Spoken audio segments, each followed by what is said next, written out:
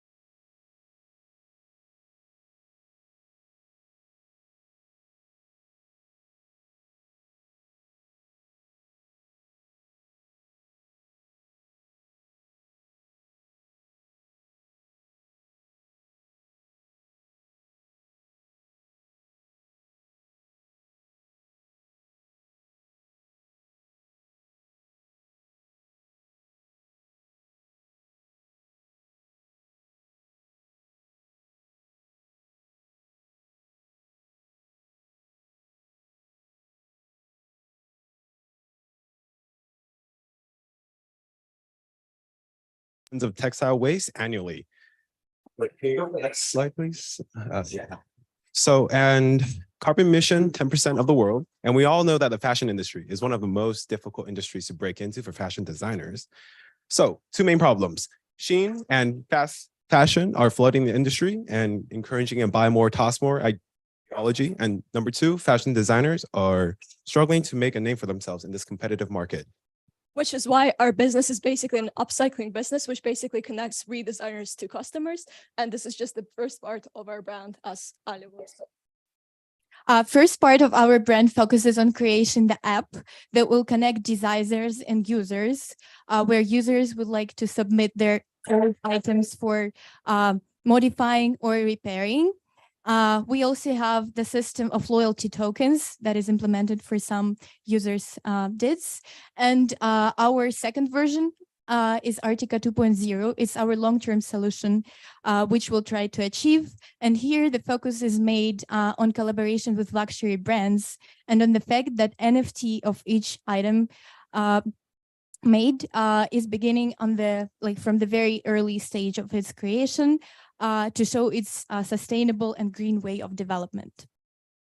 Yeah, so the way that we're going to use NFTs is basically a user can mint one and connect it to their shirt and basically give it to the designer, and it will sort of tell a story over time of what happened. So, over time, there'll be a longer story. They can write a description of sort of, making the item each unique, and they can tell their story over time. So, yeah, that's it. Thank you. Here's the team. And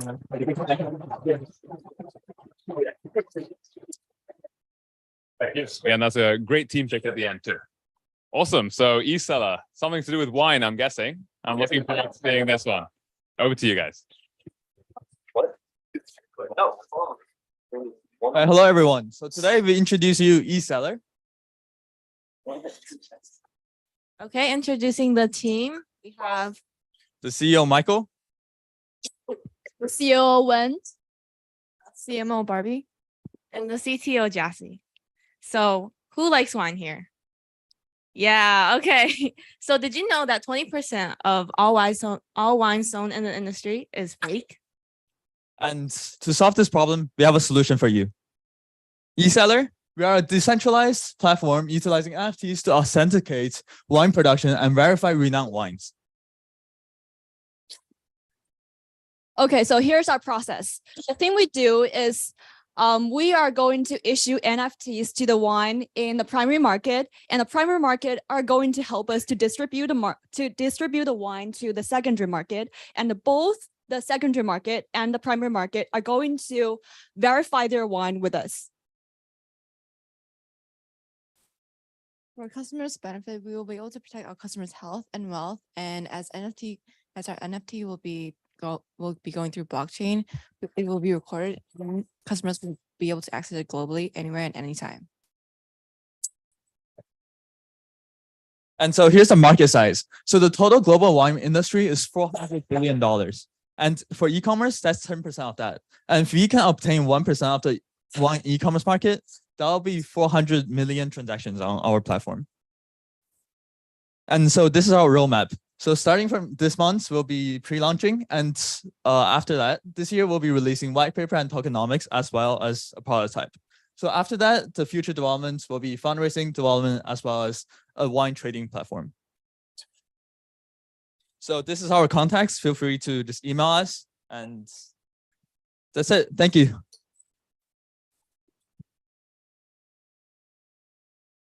Fantastic. That's really, really cool. Up next, our final slide, another slide. Here we go.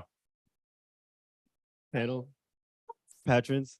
Okay, so had some technical difficulties. This is why I'm on the non-technical track. All right, so we're gonna get straight into it. All right, my background is in tech and finance and accounting. I recently left Deloitte and was doing ERP implementation, and I got a graduate degree from NYU Stern. So we're gonna get into it. Vision, right? Impacted transforms the world of education by bridging students' achievements with real societal change, right? Every milestone a student reaches doesn't just justify personal growth, it drives tangible contributions to undeserved communities. right? So first, here we're going to get into it. Solving the problem, we have low motivation in education. So how do we do that? The tangible impact of the studies on real world issues boosts student motivation. Next, education accessibility in low income areas. As students progress, scholarship tokens increase, incentivizing for tangible benefits for rollout to needy areas like books, infrastructure, and more. And they can actually implement that into their what they need to pay for school. And then actually, if there's something that they would like to help in climate change or CO2 emissions, they can put it towards that. All right, so see the rest. We'll get into it next. Blockchain requirements, Vechain, Thor for ensuring transparency and learning outcomes and contributions. The dual or multi-token system to celebrate student achievements and activate partner pledges. And for the product, adaptive learning models, live leaderboards with partner pledges and gamified partner back challenges. So as they continue to go through the progress and learn, they can then implement that money into either a scholarship fund or real world solutions. So here we have the addressable market. It's huge, right? Global ed tech market valued at $193 billion by 2025. Students worldwide, it can grow and scale and go on. Smartphone users, over 3.8 billion users worldwide. So this can actually scale up to adults, and this is the rest.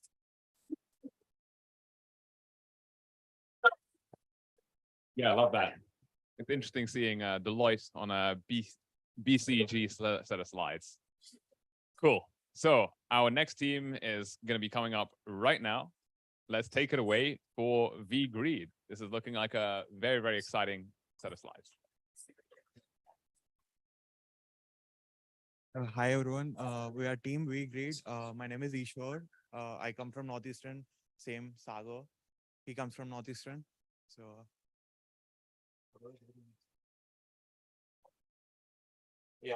so the problem statement that we are trying to solve is we want to reduce the buy and return things that we like see in people doing it. So we want to improve the trust between companies and their customers. So that's our vision. So we did our calculations and we want to focus on indie manufacturers. So we assume that we can get in 500K people in. Next slide. So we are planning to do subscription model. So if we take $10 from each of those 500K people, that's 5 million in revenue per month. And we can do transaction fees and also brand royalties. So this is what I'm thinking of building. So the brand would come to us. We would basically make an NFT for them, and they can use our SDK to create QR codes and ZKPs. We'll take it. So after the brands come, like, and this is the user's application where they can actually claim the things they have bought. Like, so these are the things, and you also get the zero knowledge proof of company's private data proof. Like, thank you. A cool live demo coming there. Next up, we have Carbon Carpool. So Carbon Carpool, come right up. The future of ride sharing.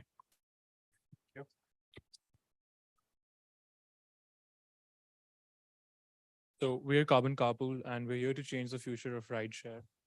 We are three BU students, and I'm Krish. I'm majoring in computer science. I'm a junior. And I'm Owen. I'm a sophomore majoring in computer science. Melissa is not here, but she's also a computer science major and a sophomore. So we're looking at a new way to carpool.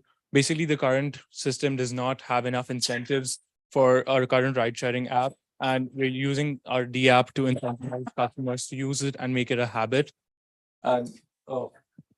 So if you get rewards for flying on an airplane, why will you not get rewards for another more often source of travel, like using a carpool or driving your car? So we make it super easy. We give you coins based on the miles you travel with another person. You split the cost of those coins, and there's no sign up necessary. It's just 1, 2, 3, and you're easy in.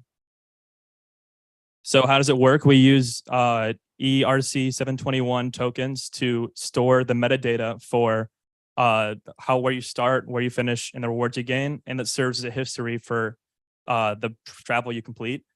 And we then reimburse you with those rewards through an EC20 token, which will act as your car coin, which then you can use for rewards, which you can redeem for sustainable businesses going back into the sustainable market and encouraging that. Right. So the seed funding that we requires pretty small. We need it for validation hypotheses for starting our operation, setting up the infrastructure, creating our marketing and pilot programs. Apart from that, the go-to-market strategy is that the app is sustainable, it's safe, it's decentralized. We're planning on launching pilot programs in colleges, offices, as well as large neighborhoods and apartment complexes. The market size is actually pretty huge. 76% of commuting Americans.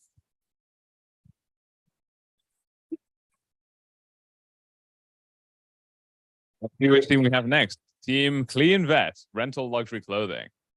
And if you aren't already up, then you can just come right to the side and you'll be able to have a little bit of extra time presenting as well. So over to you, Arjun.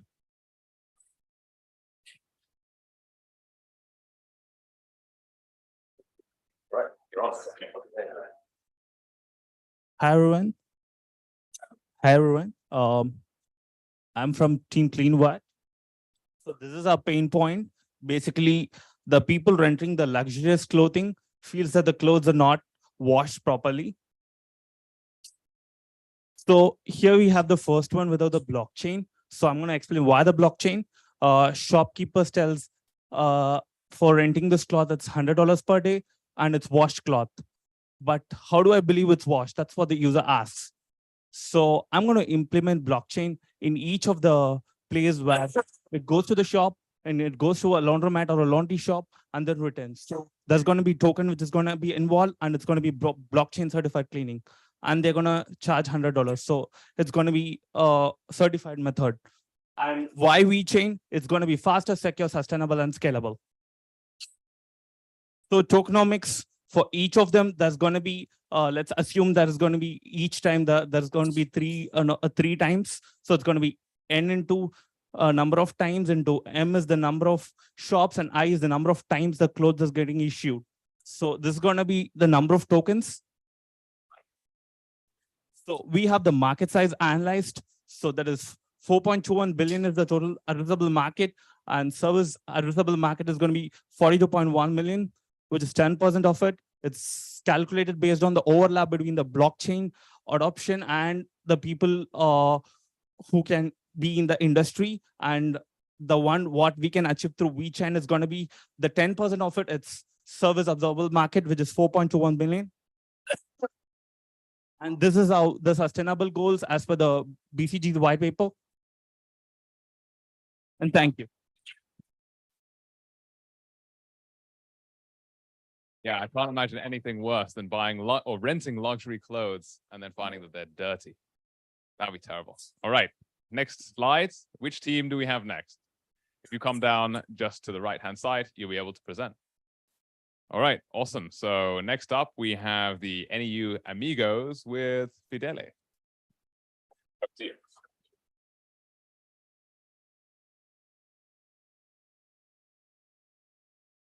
Hello.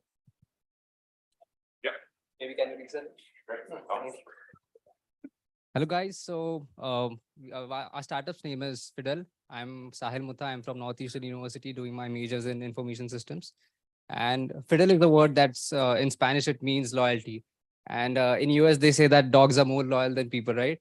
So like, but my startup is not related to dogs. It's related to the brand and the customer loyalty. So like, I'll straight come up to the solution which we are building right now. So let's consider a situation where there is a platform like Nike e-commerce platform, okay? And let's say Phil is a person here. So he has to buy something from Nike. Let's say you love Jordan. Okay, let's say you love Jordan. So let's say he buys Jordan at $100 or something from Nike platform. And after that, let's say he uses it for 2 months or 3 months, and then he needs to resell it, right? So he can just go to the Nike platform itself, and then he can resell it to different customers. And let's say if someone buys from the platform, then the Nike would incentivize Phil for that.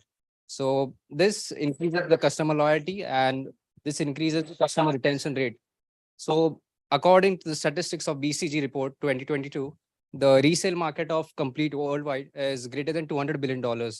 So like this is a great thing which we can build up.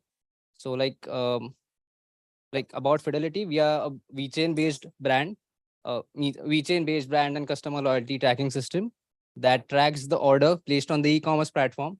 And we are also providing a digital certificate for every order placed, so that the customer is loyal to the platform, and the platform like Nike or something, they are giving a digital certificate of uh, the loyalty of the product. So like yeah. Thank you.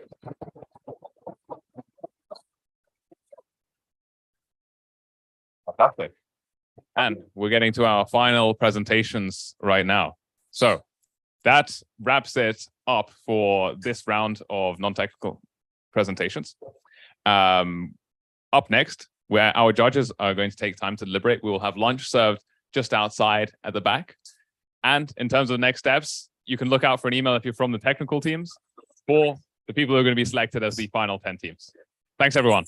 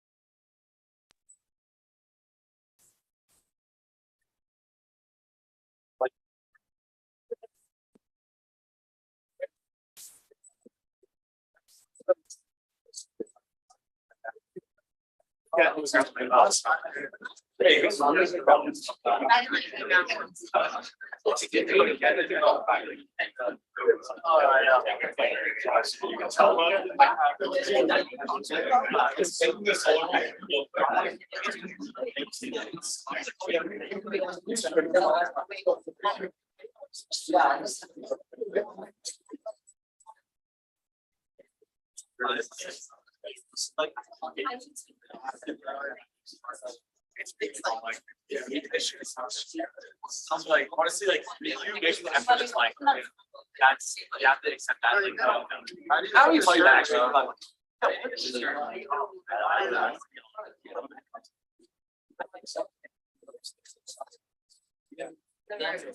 We don't got like design.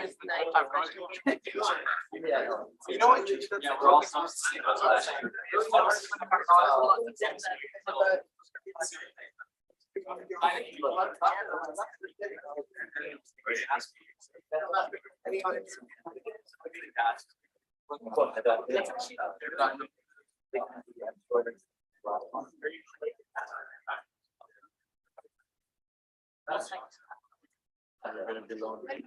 Thank you so much.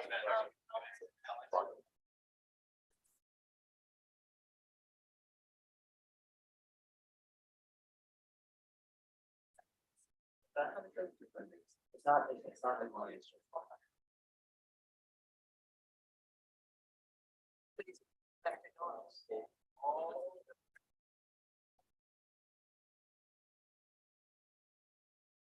Someone can give you like $9.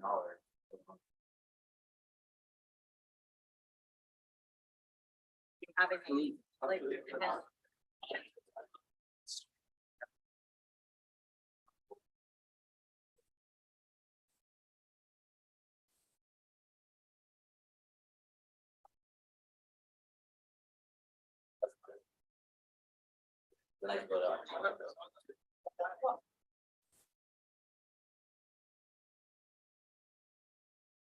sure. Yeah,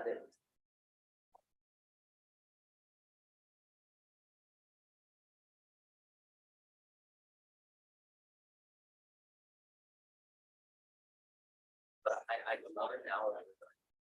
Last how to think through it, but it's good because getting the the groundwork, the background knowledge and everything, all the different using it yourself, using it yourself. Not if I were no, like how they work, I mean, testing them out. Yeah, although like I'm probably not because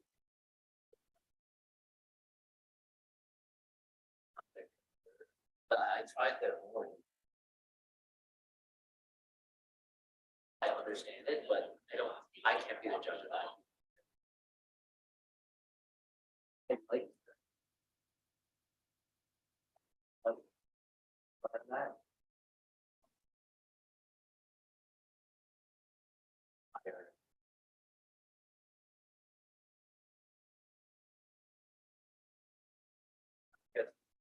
Yeah.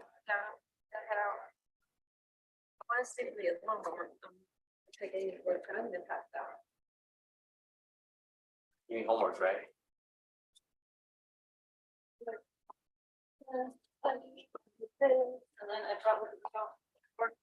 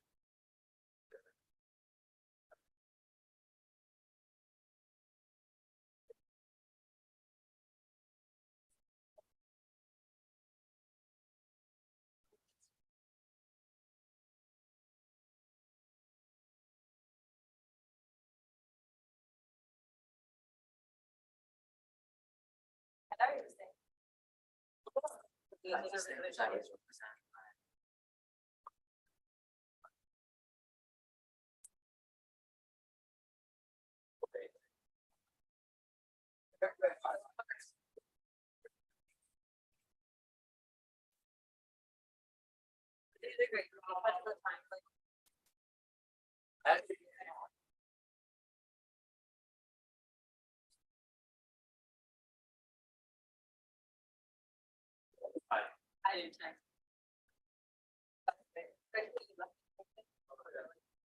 Okay, great, appreciate it, yeah.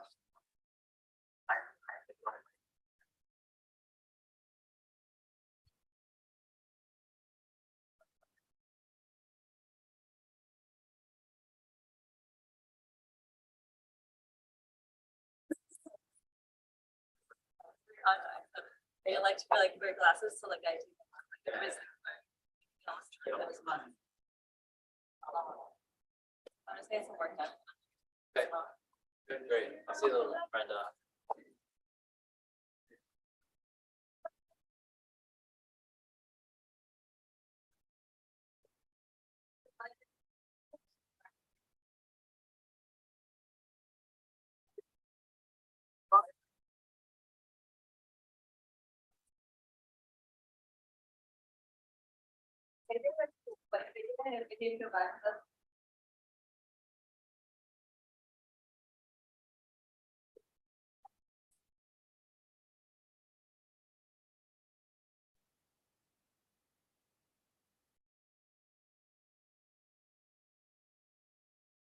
Murder. Like it's completely different one. Yeah. Like I was literally like. Jeez.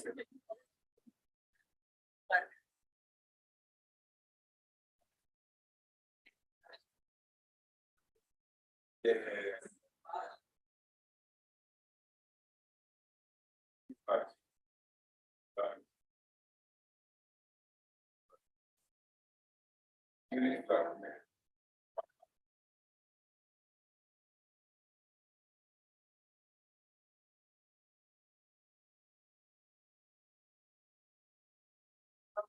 Like I had like I thought of that. Yeah, of course, yeah. For like a general business, I could have like had.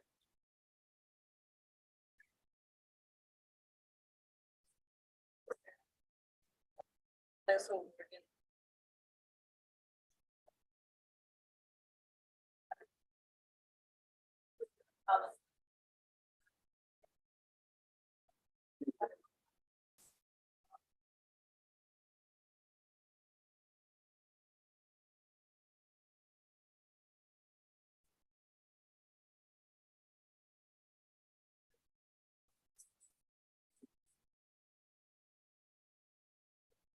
Fabric, so like.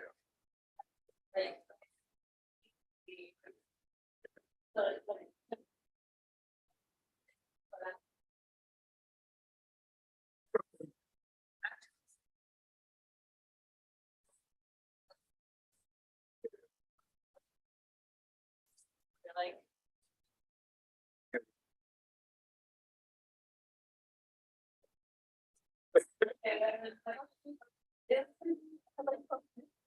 Yeah.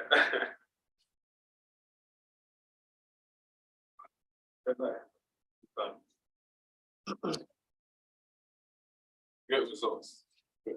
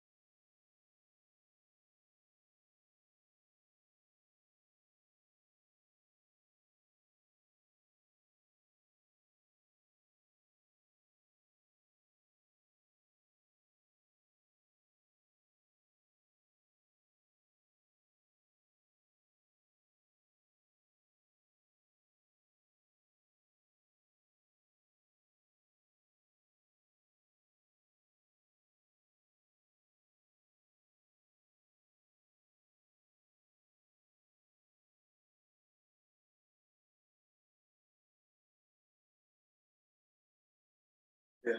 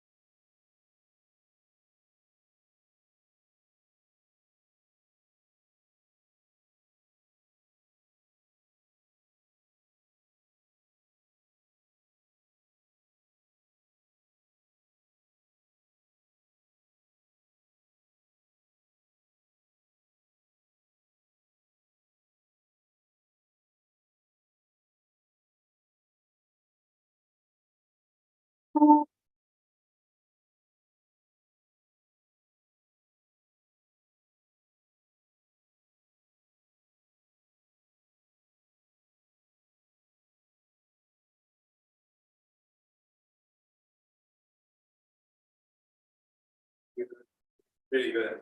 Yeah. I saw your last hackathon as well. You travel a lot. Yeah. No, it's like second time I'm traveling with these guys. Oh. So yeah. For second time as in for the whole tour. So I came Boston all the time. Oh. And then yeah, this time I'm in Boston again. Oh. I think they're gonna go to Tokyo. Tokyo, are you going to Tokyo as well? Maybe. So, I'm in Tokyo. I speak the Japanese. I'm like, hey. That's cool, good stuff. Yeah, konnichiwa. Yeah.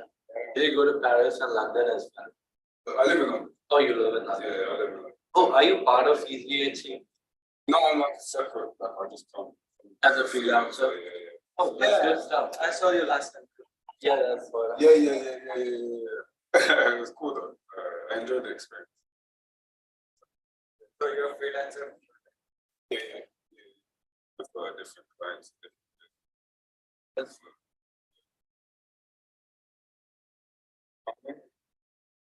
That's it for me, man. so are you doing anything on the bottom anywhere? Yeah, I went to some clubs, man. I went to a salsa club. Oh. Yeah, it's like loads of girls there, man. It depends on the kind of night. Oh, what kind of music? Like? Yeah, I like all types of music. I want to see if there's like Afrobeat somewhere. Oh, there is. What's the name of it? Can you do it? No. Venue. I've heard about this thing. Yeah, I mean, it's like a low-key place, but the crowd is good, the music is good, the vibe's good. So. Oh, okay. It's not the bad. What's the one besides Canada? Oh, Like there are two, right? yeah. That was good. So venue. So that street has like 4 clubs. Oh, okay. So you can drive. Yeah, but like on Sundays, is anything going on? No. Friday nights or Saturday. Or Sunday is nothing. Sunday is nothing. Thursday. When are you going back? Yeah, that's what I was asking. Oh. I was gonna go out yesterday night, but I was too tired, man. I was like, What time were you held in the morning? 9.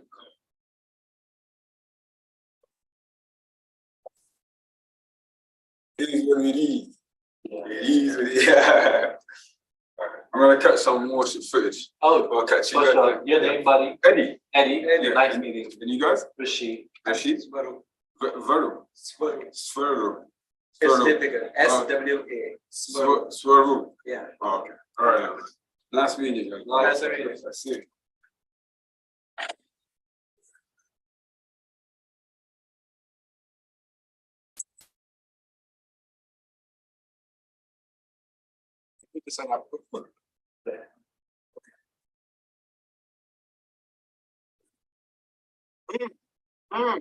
Look who's talking. No, it's like it's supposed to be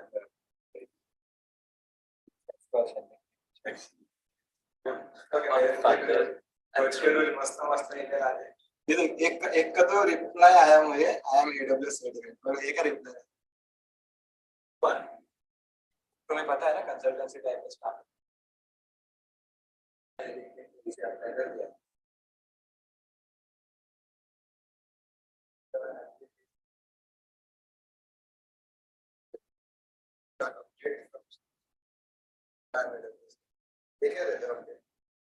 बता रहा है कि पूछ रहा है कि क्या कर रहा है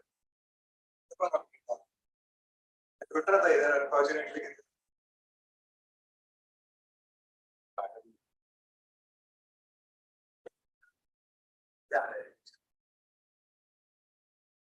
आप प्यार से हाँ रिलेशन आता है तो मैं गो और अपने रिलेशन आता है तो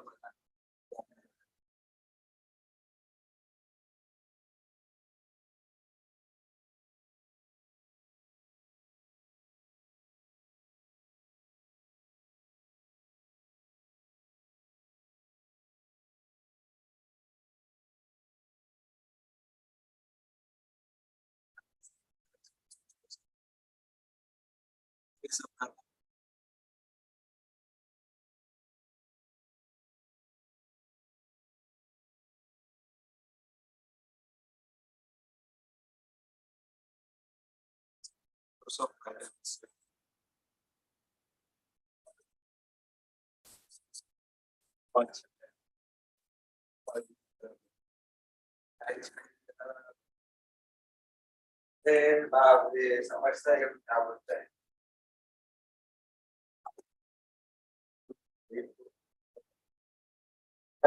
ये तो बोल रहे हैं क्या कॉन्फिडेंस है इनका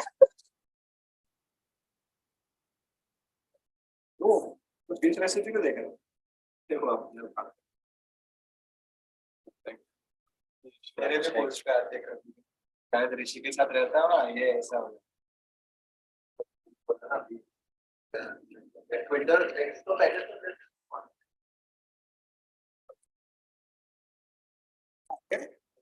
इनको तो आ रहा है I was like, what the fuck is that, bro?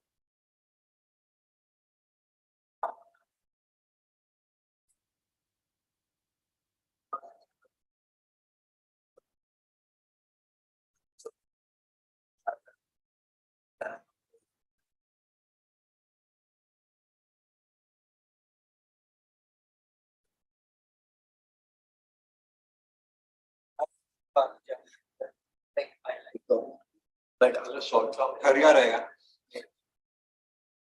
Short term लगेगा. ज़्यादा बढ़ाने का नहीं.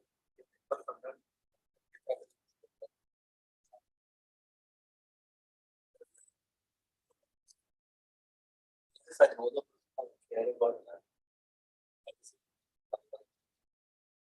मैं उसको आप लगता है. उसके बाद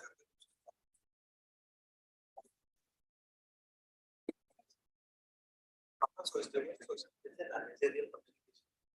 फालतू बात मैं उसका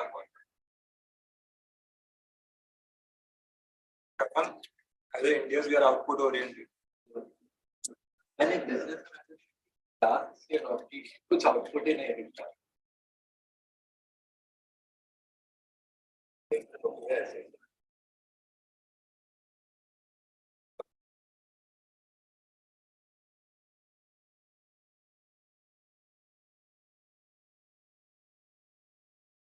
जॉब है आपके लिए मास्टर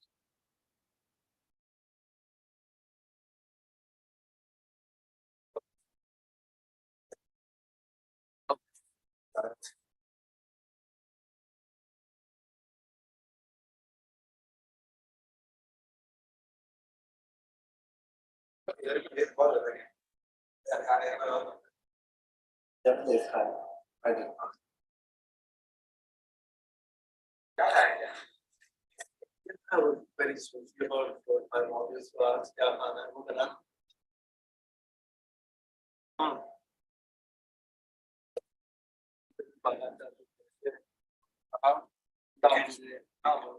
सैटरडे संडे मतलब कभी फ्रेंड्स के साथ गया कभी घर वालों के साथ गया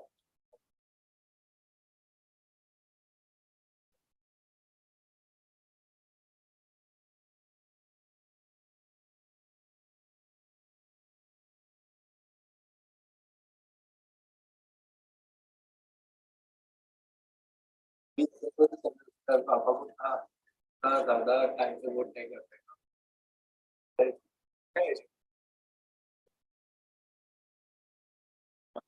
बराबर है लाइक तो बस उनके बच्चे वगैरह कर लेने चाहिए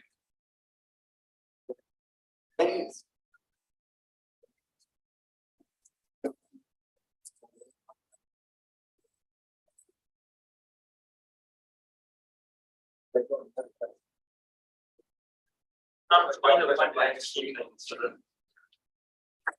Let's just sit here.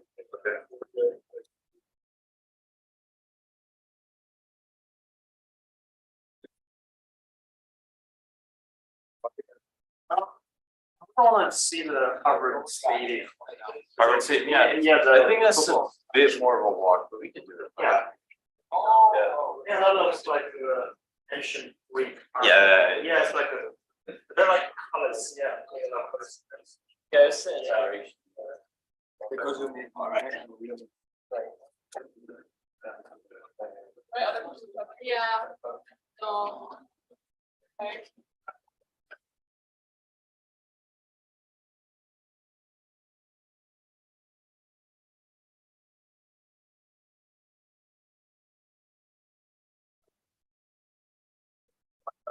Yeah, do a lot of dude, thank you. I feel like that's actually really creative. Yeah, it was actually technical. Yeah. Yeah, that was hella hard. You're the trust. Yeah, that was nice. I did a similar idea. Oh shit, where we began, like Coco. Yeah, I was supposed to for like child. Yeah, so yeah, it's a pretty good idea. They're actually looking at something like. Okay. Dude, I'm glad you didn't do it. Yeah, nice. So we can make you just not that is watch time. Oh, that's probably watch time. Oh, really? Okay. I'm like watch super fan like yeah, that's like the party audience. So yeah. Gotta find the niche, you know. Yeah. I would say it was near. Yeah. It was so long.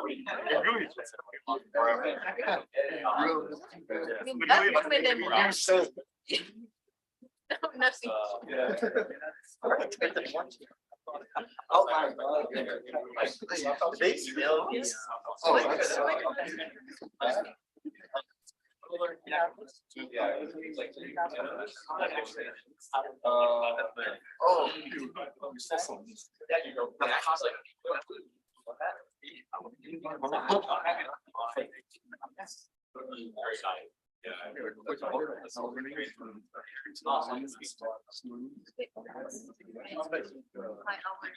Oh yeah. Yeah, my memory's very short. They give me I think they listen to numbers. Like we did it. I think we watched it. Right? We can retire. Yeah, let's go. We don't. Also, the only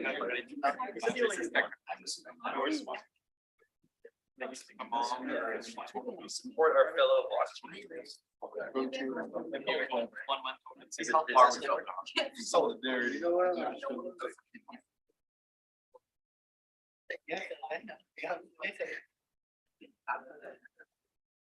My days of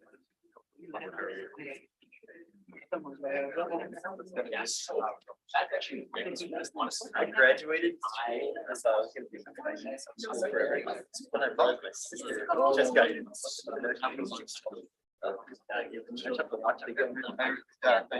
It's stressful hearing about it. It's your responsibility. Let me see my card. Yes. No way.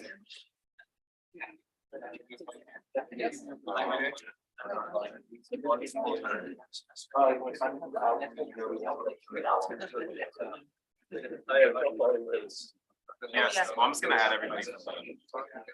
That's why I didn't see the stop.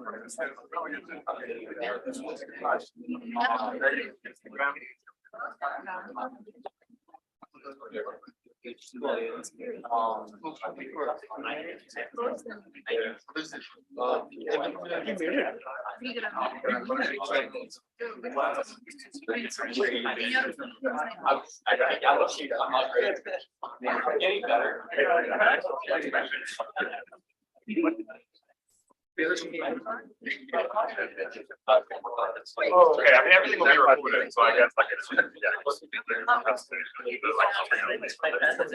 Okay.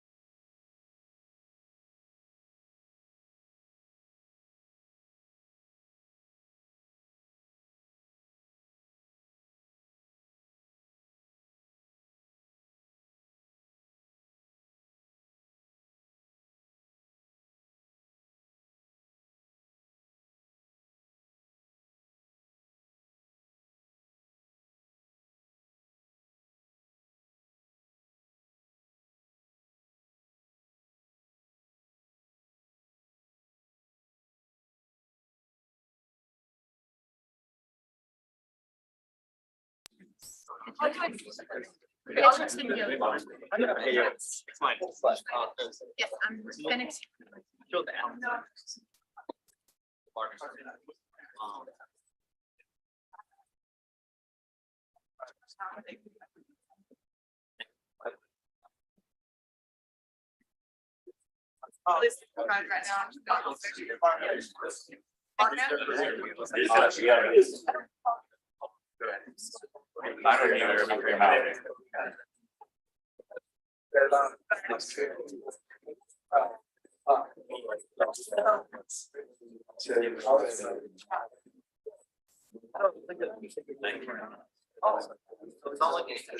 really strong.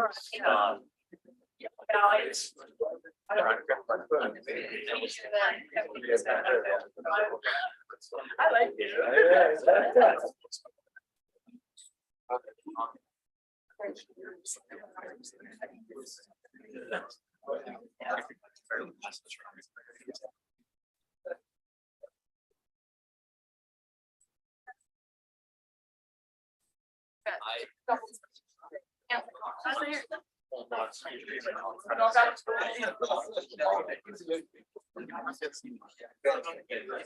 Welcome back, everyone. So we've now had our full round of pitchathons. We come to the final track of the day. The final teams that have been selected to present. And I want to emphasize as well that these teams absolutely blew us away. Every single one of you did. And in addition to the teams here, of course, there is a special grants track available. It was literally so difficult. We were just in the judging room earlier, and it was so tough to decide between the teams that we were selected to present. And so I want to emphasize as well that the grants are also available to, the special track are available to people, even if you didn't get selected. If after this hackathon, you're like, I still want to build out my project, I want to take it to the next level, I highly encourage you to find a team afterwards, just chat with them about it. And this is something which is dedicated just for these hackathon teams. So it's an extremely special opportunity. So we have amongst us people who have raised funding for previous startups, successfully exited. But don't hold that against you if you're just coming up and pitching for the first time. We've honestly seen your projects from some of you who have never been to a hackathon, who have never built something before, at least in this sort of setting. Obviously, you built side projects. We've seen you come up, and honestly, you've really blown us away. So in terms of this setup for this one, it's going to be slightly different to the pitchathon. It's going to be 3 minutes to present, followed by 1 minute worth of questions from our sharks just at the front. You've met them all. They're friendly. They don't bite. So don't worry. It's all going to be good. 3 minutes plus 1 minute of questions. You're going to be able to bring up your laptop right to the front. So if you are up next, make sure that you come just where Team Cyprus is, just on the left. Give us a wave, Team Cyprus. Yay. Okay. So you're going to bring up your laptops and make sure that you've got USB-C or HDMI all set up and you know exactly how it works. We're going to run this like clockwork. And that means that we'll be able to give you the decision on who our final winners are in no time at all.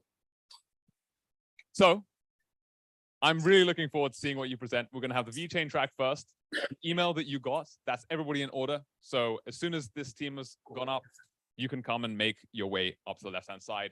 And a little life hack, if you start talking as soon as I hand you the mic, that's fine. Your time hasn't started yet. I'll only start the time when I've got to the side over here. So as soon as I hand the mic to you, you can start introducing your team and showing off the amazing people that you are. But before we go on to that, I just wanted to show you one last thing.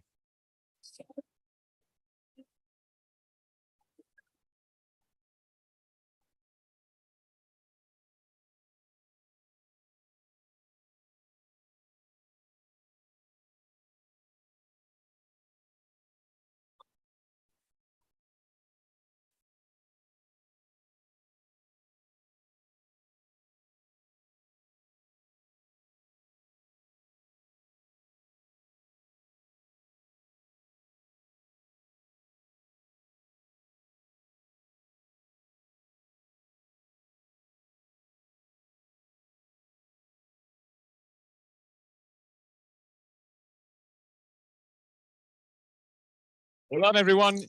You made it. You really made it. And next up, we're going to have our first team that's going to present for the Vechain track. Let's give it away for a team that traveled How many hours did you travel by car? 6.5 hours by car, and they arrived late on Friday night, all ready to present. Let's give it up for Team Cyprus.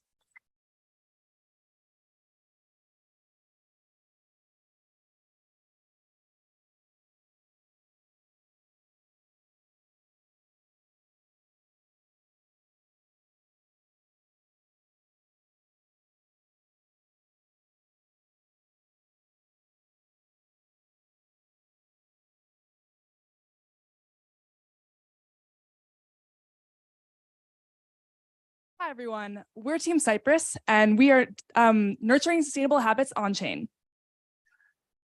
There's a huge problem in the modern day. Urban congestion combined with environmental pollution are causing a compromised quality of life. So if that's the case, how are we going to incentivize people to commit to sustainability? Introduce Cyprus. We have developed a decentralized app that allows users to earn VET for choosing green transportation options, such as the MBTA and Blue Bikes. They can use these tokens to grow their own digital gardens. Sustainable transit usage can earn users VET that can be used to purchase flowers and expand their gardens. Users can also complete challenges to earn extra VET and visit their friends' gardens to see the VET that they have earned. Here's a quick demo to see how our app works. Signing in using the Sync wallet on our phone. This is a PWA using React and Next.js. Here we have our wallet address as well as our balance. And here's our challenges page, social page, and also an internal marketplace.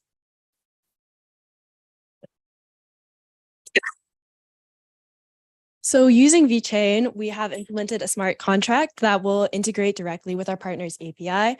And then we use an Oracle to validate sustainable actions. So it'll automatically distribute the VET to be used to purchase and nurture plants in your garden. So our mission is to collaborate with companies that are committed to providing sustainable means of transportation, including Uber, Blue Bike, Nike, and MBTA. Our business model is a freemium structure with 3 streams of revenue. The first being partnership royalties, the second coming from royalties from the Cypress Garden marketplace, and then the third being from Cypress Plus subscriptions. Additionally, our tokenomics are extremely robust. So for instance, if you are booking an Uber with Cypress, you can receive a 5% discount via VET rebate. And then when you use VET to buy plants, you'll get, or the 1% fee is taken through our internal marketplace. So for the future, our plan is separated into 5 main phases. So phase 1 is development. This is creating our platform, designing the UI, developing the app, and integrating it with blockchain. Our phase 2 is collaboration, and this involves introducing the third-party systems to our ecosystem. Phase 3 is our launch, and we're starting off in the Boston area in order to test the waters and to get a real market reaction to our platform. Phase 4 is going to be refining our app based on market feedback and customer demands.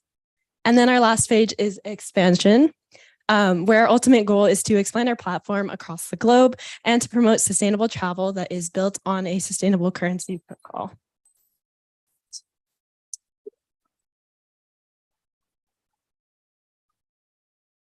Well, I'm happy to take any questions.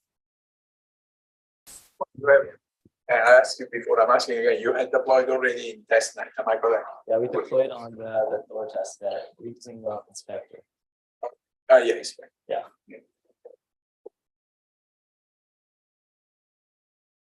Where are the bets from? Can you do bet? Where are these bets? Yeah, so mainly that's through collaborations with our partners. The VET would be injected into our smart contract, and those would be given as a rebate. So if someone books a $20 Uber, they pay $20 to book the Uber, but then they get maybe like $5 worth of VET as a rebate for using the service and booking it through the platform. The VET is also stored in the smart contract. We have a public donation function, so we're expecting Uber to be refilling the contract with VET, but anybody interested in our sustainability goals can also be donating towards our smart contract. And yeah. it's a crowdfunding slash like also an option for our partners to fund this cause. So you guys mentioned you're going to use an oracle to figure out if the user did action X or not. What is that oracle? How do you Yeah. So essentially, for example, if a user bikes 5 miles, we'll get that update from the MTA bike system, and then it'll connect to our smart contract. We have a function that updates the user's balance based on the number of bike miles they have ridden. And then they'll be able to use that balance to purchase plants or grow their existing plants. for each action, there's one unique oracle to kind of figure it out. I'll be using Chainlink in the future, and that's one of the goals for the future. Okay. Hold on.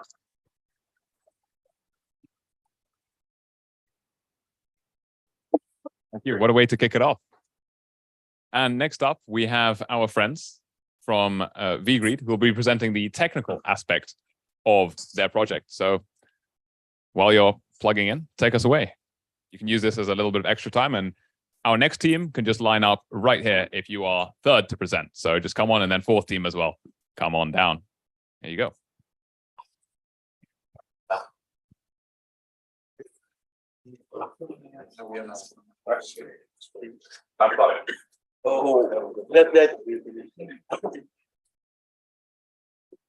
Hi everyone, again. We are team VGreed. My name is Ishwar and he is Sagar. So what we are trying to build is a product that can help companies to and the customers to have more trust between themselves. So we're just going straight to the numbers. So we assume we can get 500K indie manufacturers into our the app. So that, and we are thinking of doing subscription service for them. It's like $10. So that's 5 million revenue every month. And we are also thinking of doing brand partnering. And after that, Let's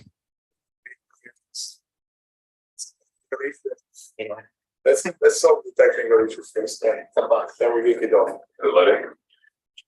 Why don't we do that?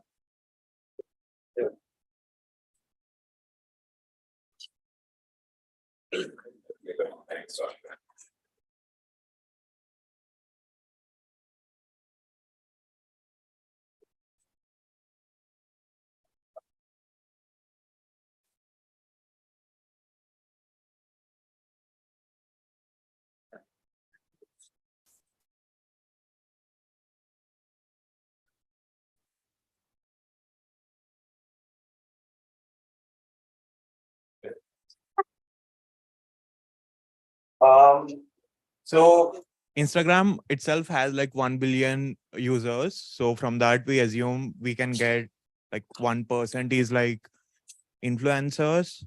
So that's 10 million influencers. And in 2021 and 2020, like $4.2 trillion of e-commerce has happened, and out of which 20% is returns. That's like $840 billion. And I've seen a lot of Instagram influencers and TikTok influencers starting up as indie manufacturers. So I think it's a super good place where we can like start our D app in. Okay. So let's say that brands come into our platform and then they put in all their product details, and as soon as they put in the product details, they get back these unique QR codes where they can imprint that on their products or send it however they wish. So after that, the users comes into play, and they'll download this particular application where they can actually claim the product's identity. So in this particular application, as you can see here, you can actually see the product's origin, manufacturing process, raw materials used, previous owner, as well as the ZKP. So this is a zero knowledge proof where companies can provide to the users for authentication or any other purpose. So basically, companies can come into our platform and customize it however they wish. And so let's say that you have bought this T-shirt and it has QR code in it. So when I click scan here, So first it goes into 5 security levels where it'll fetch the claim, it'll compute the witness, and then it'll issue the proof. So as you can see, right now it's like, performing setup and computing witness, and then it'll generate the proof. And here you have the product's identity of the product you bought. And you can actually check the details over here, and everything will be over here. And also, here we have the alert endpoints where, if you wish to, recycle the luxury item you bought, you'll get the extra points, and you can use it however you wish, like, in the companies, like in the brand's portal. And so this particular application is a DID where this acts as a, we are trying to build something like identity infrastructure for Vechain. And this is the initial step in that. And yeah, these are the alert points, and this is where developers use it to connect to the chain. Like, yeah, that's it. Yeah, thank you. And also, sorry for disturbing. And also, you can use the scanner to also check other products details using the QR, the public QR codes. Thank you.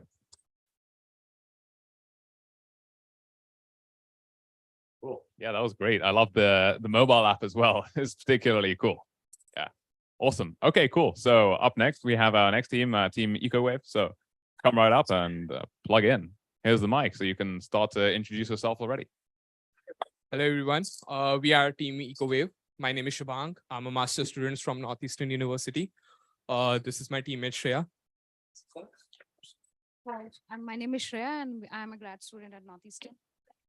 All right. You're on the screen. Start. All right. Cool. So we are Team EcoWave. We want to incentivize sustainable lifestyles, one reward at a time. So in a nutshell, what you're trying to do is we want to help you track your carbon footprints, make friendly choices, eco-friendly choices, and then reap the rewards on that sustainability choices that you took. Right. This is what we offer. Just for the jargon of the presentation, let's go for the next slide. So think of us as bring your own data. We're not here as someone who's going to build a new product or new incentivization market out of it. We are asking you to just bring your whatever data you feel like can provide a proof of sustainability. Come on a platform, we'll help you prove it out and then build an entire reward system out of it. Right. So this is where we stand. Just to give you a small example, in Amazon, there are these products which are eco-friendly pledged, right? Why do we need a third-party application just to prove that? Bring your Amazon API data with us. We'll prove it on chain. We'll have a consensus and then we'll publish it on chain. I think the biggest problem at this point of time that I feel with sustainability is that there is no actual proof of sustainability on chain, right? You just can claim sustainability, but there is no way to check about it. And this is where we come in. We want to make sure that you bring all of your Web2 data first, put it on chain, and thus it becomes like proof of sustainability, right? For an example, maybe you, for a fitness app, I was able to track that you went from point A to B cycling. You saved some sort of amount of carbon, right? We could track that, make it as a proof of sustainability through third-party API integrations, put it on chain, and there you are. Can you go back to the slide? Sorry. So that's the provable sustainability part. Again, it's all because now that I'm able to prove that you actually did a sustainable choice, obviously tokenomics come into play. Sustainable external marketplace. Now that you are earning tokens, we wanted to complete this loop altogether, right? Take that money that you earn from your sustainable choices, start investing and purchasing more sustainable products, and thus an external marketplace comes up automatically, right? Obviously, bragging rights are always there. You level up, you have a lot of tiers in it. We try to develop a dynamic NFT over here just for the hackathon. The more XPs you earn, you have bragging rights out of it. The last part, and I think this is one of the most important part, we wanted to make sure that it is as seamless as you're browsing a website. I think for me, personally, Web3 experience is when you don't know that it's Web3, right? You just want to make sure. So we implemented social login using account abstraction. And we connected 1 or 2 APIs out of it, put the data over there, and that's it. Now that you have your social and your Uber connected, you just keep on taking ride and you don't even have to worry about your points and all the system. It just happens automatically. So we are actually targeting for. Right. Your questions. Cool. Thank you. That's open for questions.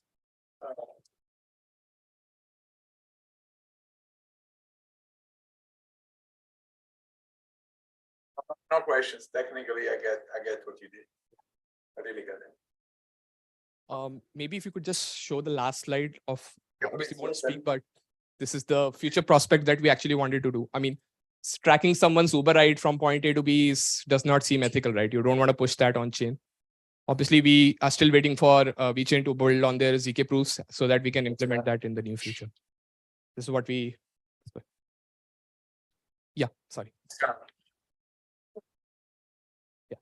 So you were very correct in saying that garbage in, garbage out with blockchain.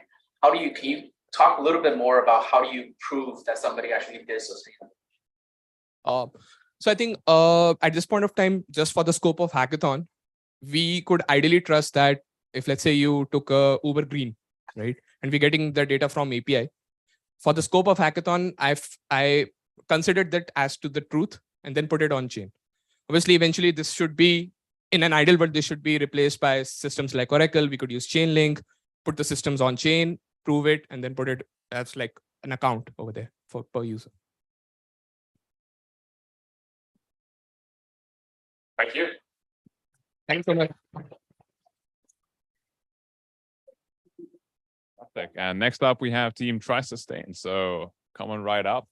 And who wants to have the mic while your teammate is setting up? Again, this is bonus time. Over to you.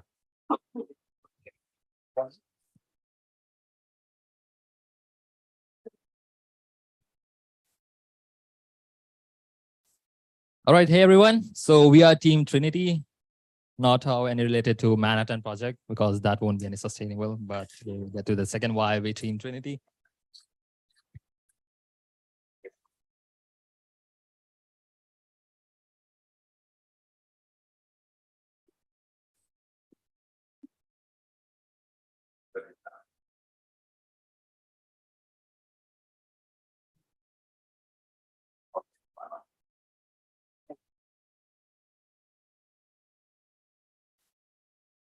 All right, we're back. So we are Team Trinity.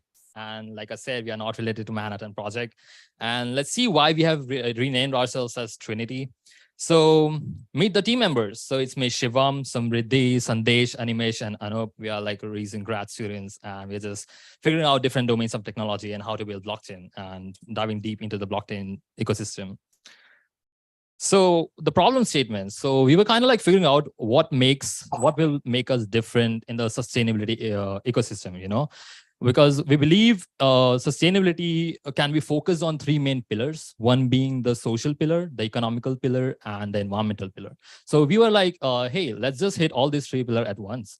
So we came up with this idea where we created a decentralized application where a user can essentially host an event that focuses on all these three pillars, and the different users can join these events. And the way they're going to join it, they're going to have to make a proof of participation by uploading a picture of a before and after. And what it does is like, that's where TriSustain kicks in. So we leverage the Vechain technology to do that. So users can actually participate in an event. They just have to post their selfie or like at the before of the event. And the second photo will be like at the after of the event. And the way we verify those pictures is by the means of using the dual token system and the traceability of Vechain. Next slide, please. Okay, so here's how it works. So first, a user will register, and then there will be a host, a participant, and then there will be three sectors of economic, environmental, and social. So if a user want to like participate in an event, he first have to purchase a ticket in VET, and the gas fees of this ticket will be paid by the host, and that's where the dual token system technology of Vechain kicks in. And after the verification has been done, the user will be provided with a token called as TSC that we call as the TriSustain token. And by using these tokens, user will be able to purchase sustainable products or purchase any different events at a discounted price.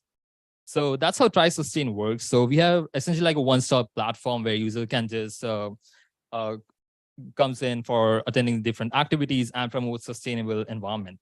And before moving forward, I kind of resonate with the idea of Napoleon Bonaparte. Like, if you can't do great things, you should do small things in a really great way. So we are just a bunch of grad students, and we started this entire project from scratch from yesterday. And the way we deployed our project is by using all the resources that were available from the Vechain. So we use Words for minting our token. We use Remix ID to deploy a smart contract to the test chain.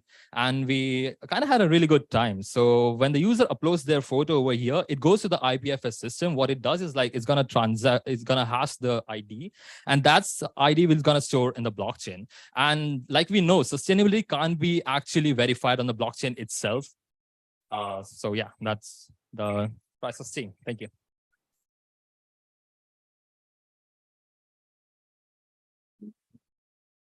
Questions? So user technically, I see what you have done, and I'll have a look at the GitHub as well. But user acquisition and growth as next phase. What do you see first?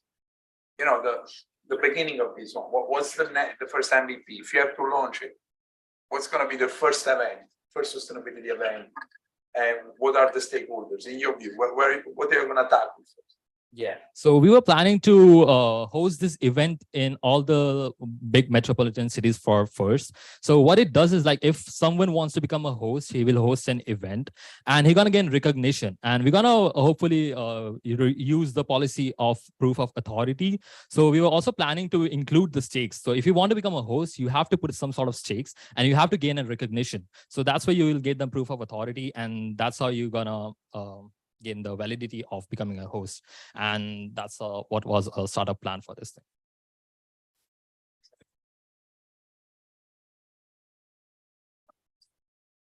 The host proof that he is doing a sustainable event. Good question. So like I said, since the main aim was the host will be having the proof of authority. So if he's not hosting a sustainable event, the user's gonna like report like, okay, this is not a sustainable event. And that's where he gonna lose the authenticity of his authority, right? And so he won't become any host and he will lose his stake. That's where we can add it, yeah. Yeah, so here you like figure that we are adding 2 photos, one before the event and one after the event. And we would add like a third party who would verify that those events actually had taken place. And then only we would say that this event was successful.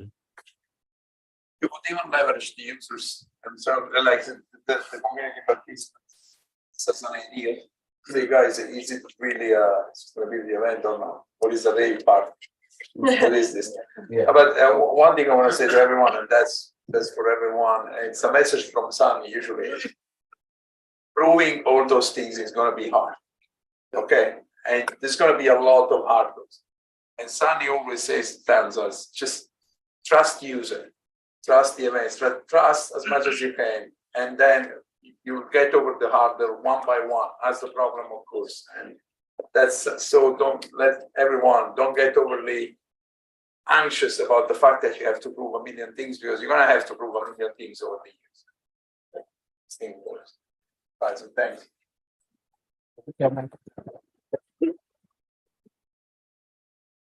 Cool. Well done. And yeah, no, I think that's very, very true. We were just chatting last night, actually, and we were talking about Wikipedia and about how there are all sorts of things that could go wrong with Wikipedia, right? With user-generated stuff. And yet, it's going to be an equilibrium. Exactly. It's like one of the miracles of the 21st century. So fantastic. And next up, we have Team Movello. So I'll hand over to Team Movello now, who will be able to walk us through their presentation. So kick us off with introduction to your team. Yeah, no, especially.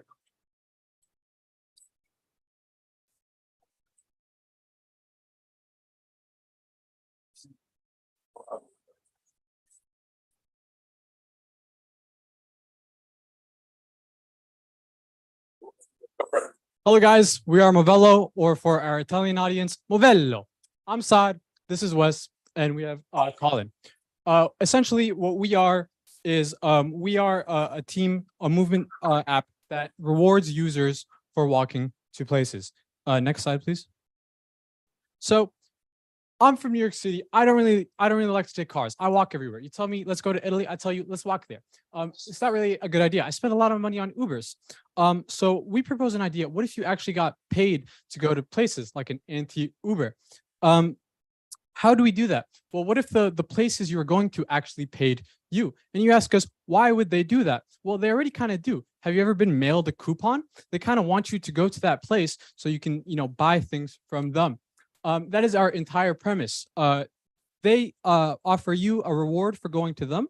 You get that reward, and they potentially get your consumerism. It's also great for ESG. They also help save environmental emissions and all that. Great for the shareholders who care about ESG. So yeah, we're essentially a mobile application that rewards users for walking to places that they would normally drive. So let's give an example. There's a Trader Joe's right around the block here, close. So they can set up a campaign, or they can sponsor a campaign. Whoever walks to the Trader Joe's, they'll get a small piece of VET, or potentially, they could actually get a physical coupon via an NFT system that we've implemented. So once you walk there, you'll redeem this this prize, either this VET or whatever, and both parties win. Environment is happy, less cars are being used, everyone wins. So here's a Yeah. So, and if all that was all confusing, here's a little demo video for you to show it off. So, ran out of cookies. Here's our app, live. Yep. So I'm starting up. I'm going to the Trader Joe's campaign. I started it up, and now I'm off. We have to set it up. Yeah. 3,000 views on Twitter. And it was 50. You're gonna learn. Yeah. And then you get paid your VET. Oh yeah. And if that didn't prove it enough, we have a video for you guys that will actually show it working. I lied. We actually have a working mobile app. If this runs. Maybe. Yeah, you get it. Hopefully. Yeah, here's my phone.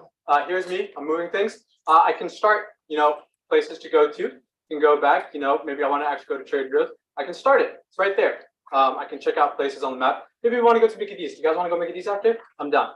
Here's a feed. We got the social aspect. We got a trophy aspect. We kind of, have a fully working product, unlike, a lot of, we spent maybe $5 on cloud functions. We're ready to start. We're ready to grow. We have little to no cost. Our only cost was 24 hours of our time, no sleep, and we're ready to scale.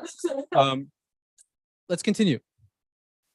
So we're going to try to get into some technology. We use Expo with React, Solidity and Vechain with Connex. We use some cloud functions to proxy some requests, and we also use Google Maps API.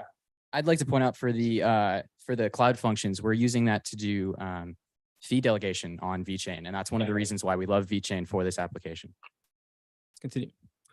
So how do we prevent cheaters? Well, we actually do a lot of math. Verification is hard. We need to. Yeah, thank you. We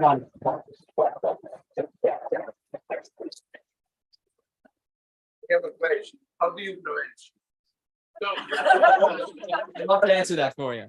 So we collect points along people's journey, and we use the Google Maps API to collect all that data. And we use calculus to find the average velocity between each of those points. So if someone were to say drive, we would instantly see that and it would cancel it. Google will do that for you probably in a few months' time. It's probably already there in the research. Yeah, we don't do the API call to save money. We like saving money. It's the whole point of that. Any other questions?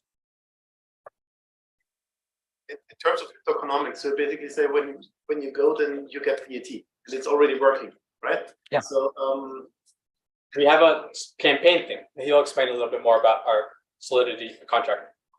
Yeah, I mean, the actual businesses themselves set up campaigns, and then they send all of that VET to function. Tying the VAT, and then you get got it. Yeah, so they'll start a pool of 200. anyone who walks to it, can get their amount based on the distance they walked, et cetera, et cetera. Yeah, simple. Any more questions? Going once, going twice. The campaign is decentralized. A smart contract, I saw that. It's for everyone. Smart contract. Yeah. Decentralized. It's like a Kickstarter. Yeah. and anyone can become a campaign. We actually want campaigns to be like your employers, maybe your schools. It's super easy to get started. Go right into it. I told you, we made an app in like almost fully functional app in 24 hours. Our only cost was $2 of cloud functions. If we want to deploy it, $125. All you give me, I give you fully functioning app, $125, App Store, Play Store. Easy, let's go.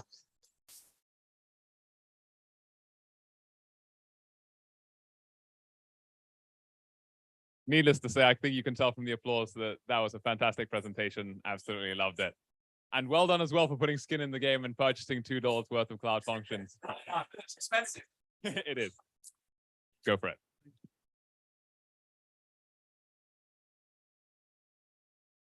Okay, we are team FireTag. So Adesh and I built the back end and RT built the front end.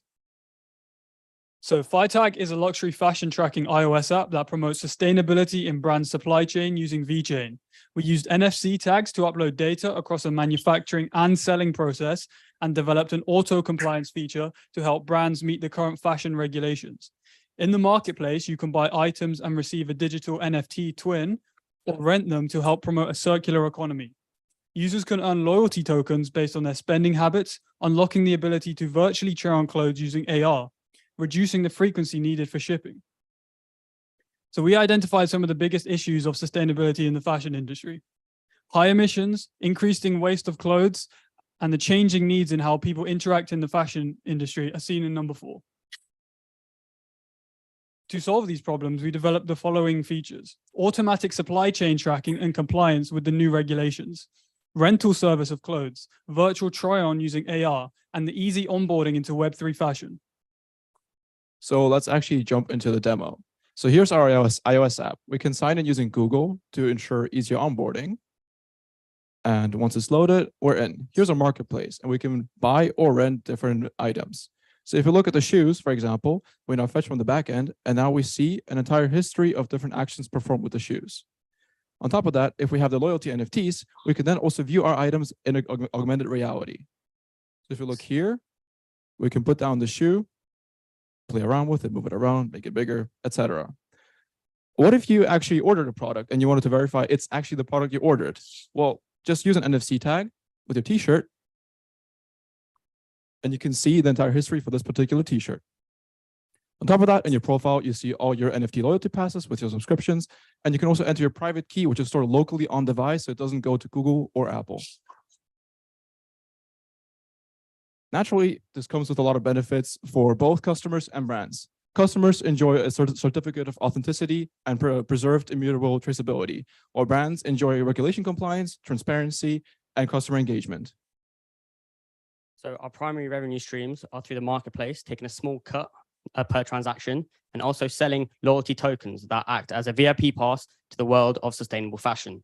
A user is rewarded with the loyalty token when they buy 5 items from the same brand, where they can get exclusive discounts and the option to virtually try on clothes using the AR function you've just seen. To reduce waste, users can rent clothes and earn tokens even faster. They also get the option to save their tokens to redeem for exclusive drops. So this is our roadmap. We first focus on further developing and testing the app and then building a web app. Then we scale using influencer campaigns and brand partnerships to further boost adoption. Thank you.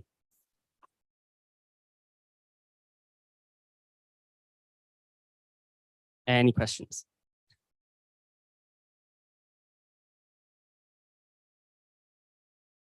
No. Yeah. Well done. Love that. I think you put in pretty much everything in there. You've got blockchain, you've got AR, you've got NFC tags. Cool. And our next presenter is coming up right now, and he's got something very, very special to show us as well. So we'll give him a round of applause.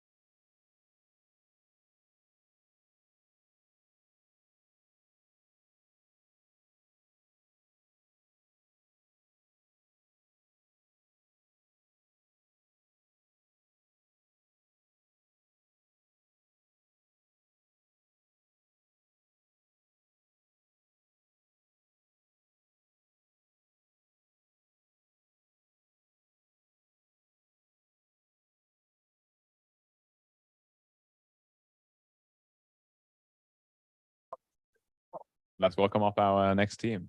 So, would you like to take away with the introduction while your team's getting set up?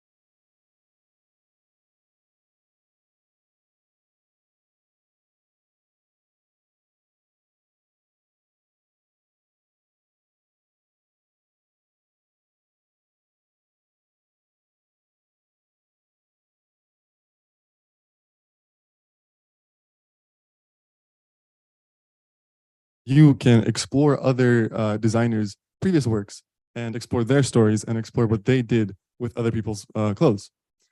As yourself, you can tag your own clothing and submit it to other people on the marketplace. As well, you can ask the designers to do something specific with your clothes, like this, and as well as explore more stories. That's it. That's about us. Thank you.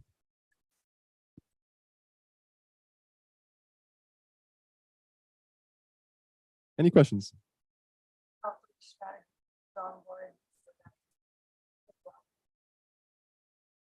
So we will reach out to a bunch of fashion designers, mostly new grads. There's a lot of people who are in need of that. So we can post on social media. TikTok is very popular with fashion influencers and all sorts of fashion designers. So that's an easier way to get their interests, and then we can connect them with people who are interested in fashion and then upsell that.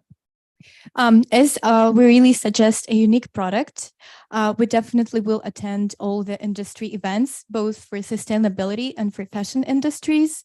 And we will use such resources as influencers. We'll definitely need money for that. I would say that most of money we need to pilot our project is needed for connections with influencers and for using their advertisement.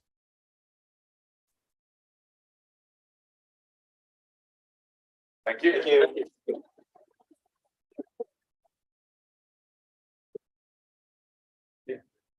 Yeah, I love that idea, especially thinking about how much startup capital you'd need and the different phases as well, which is super important. Well, Chandler, take us away, introduce your team, and I'm sure the slides will be up soon.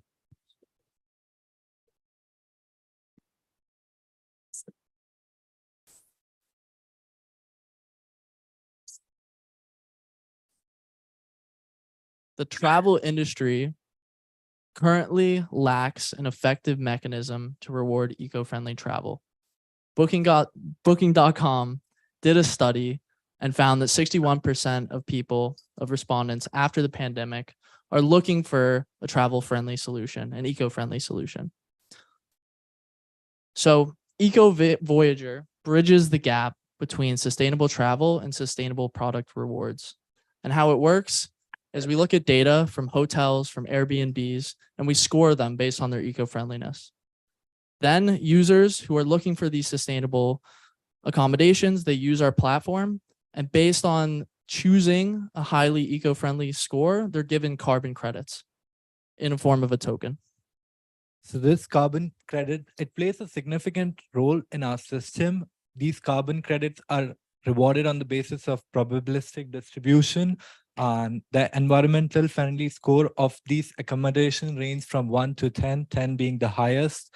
And so the idea behind rewarding the system and gamification of this is to engage user as much as possible so that they do as many transactions in the system as possible. So what happens when they collect these carbon credits?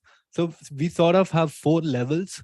And so these 4 levels, 1 being the highest and 4 being the lowest, we have tied up with various brands. For level 1, we have tied up with brands like Birkin bag, Gucci. So, these exclusive products, sustainable products, makes user to come back to the platform again and again. So that's the reason we have these levels. And the good thing about the companies, how are they benefiting from it? So they're getting the business intelligence they need to know about their target customers, and they can actually trace the ownership of the product. Like they could trace the complete product life cycle by doing this. So that's the unique thing about it.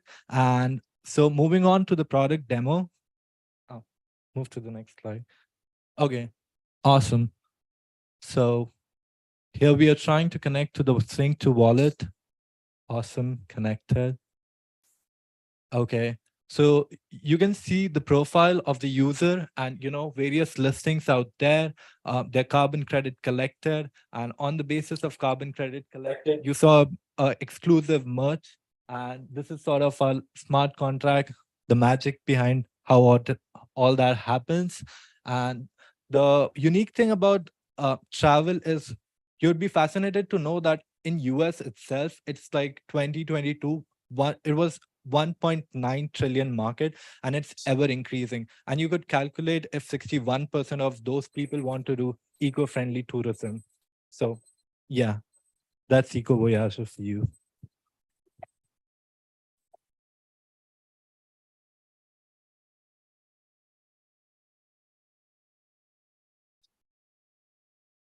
One question or more comment. So to me, the link between the eco travel and the luxury brand was a little bit artificial. So I still like the idea of the eco travel and the eco voyager. So maybe you think of getting rid of the link to the fashion industry. Maybe you come up with this link because we had it in the BCG track. So, but you know, I would just take this out and just keep the eco travel part. Okay, that's like a very good point that you pointed out. But so what we thought of was how people love limited edition products. Like, you know, I've seen women talking about how much they want a Birkin bag. You know, that's like, oh my God, you have a Birkin bag. So by doing this, like we are trying to, you know, sort of relate the whole industry and, you know, sort of they could benefit. So when a user is making transaction in the system, it's not just it's the companies, it's the hotels listed. They're also, so it's sort of like, you know, you do as many transactions as possible and everybody is rewarded. And you gotta find as many avenues as possible to make money because, you know, so that was the idea behind it. Not so money can buy experiences. For some, it's a bag that you cannot buy in the market. For others, it's either I mean, yeah, makes sense. I mean, Gotta travel in style. yeah. Thank you. Thank you.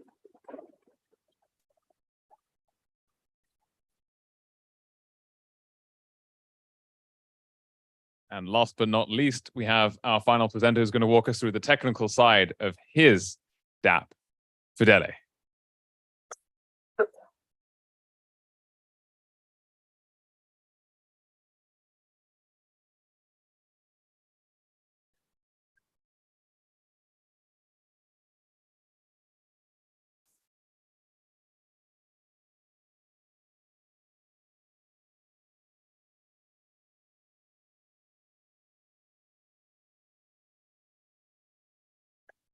Yeah. Hi guys. Before starting my presentation, I would just like everyone to have a 3 seconds of a moment of silence.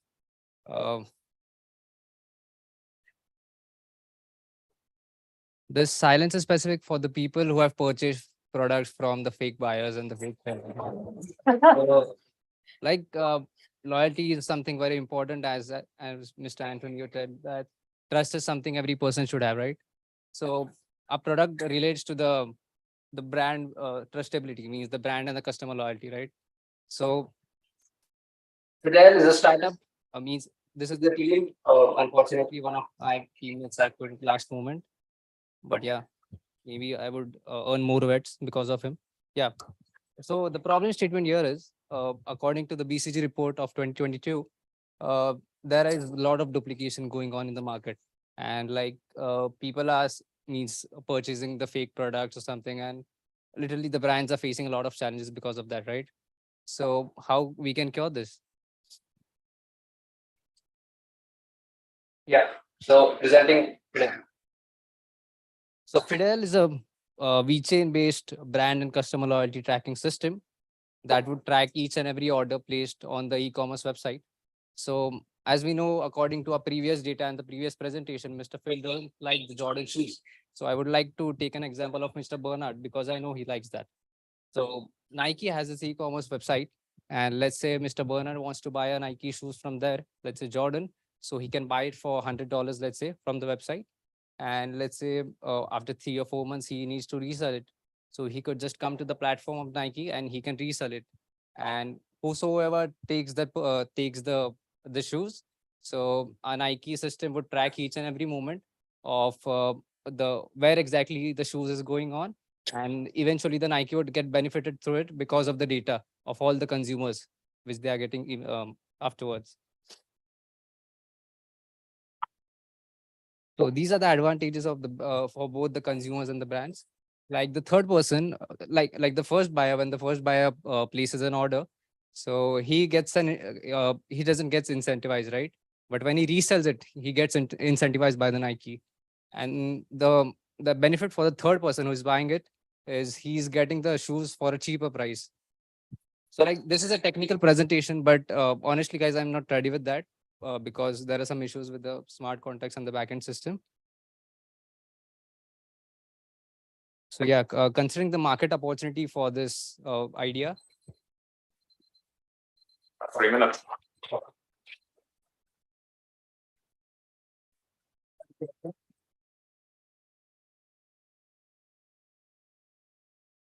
Open for any questions. If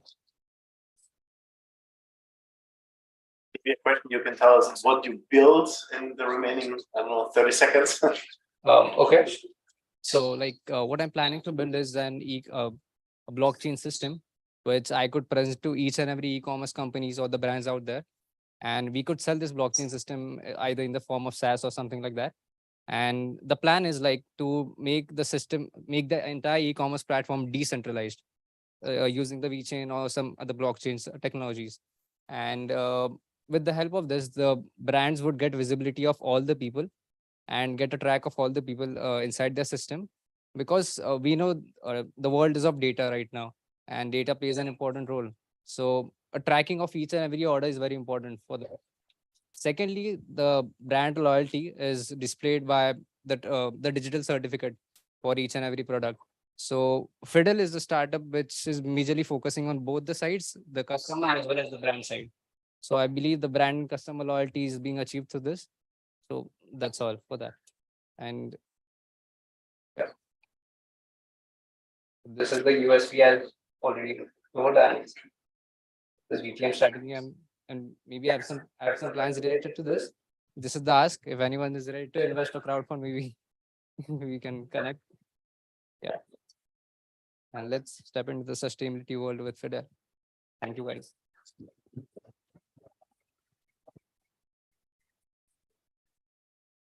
If I had 120K in my back pocket, I'd give it to you. Well, that wraps up our final presentations of today.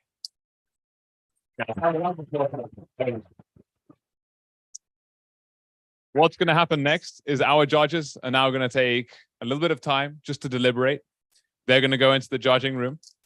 When we come back out, we're going to come right back in here in around 15 minutes or so. Once the judges have had time to look at all of your repos, all of your project, and then we will announce the final winners right at the end together with the pitch song. So thank you guys.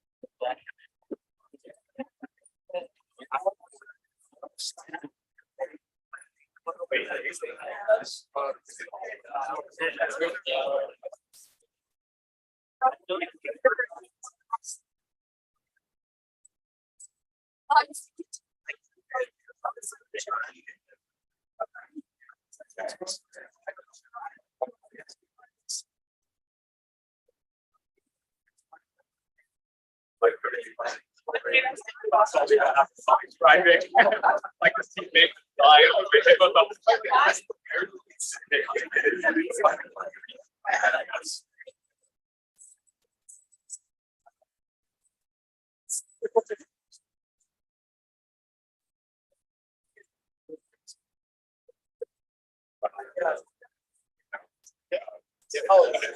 yeah.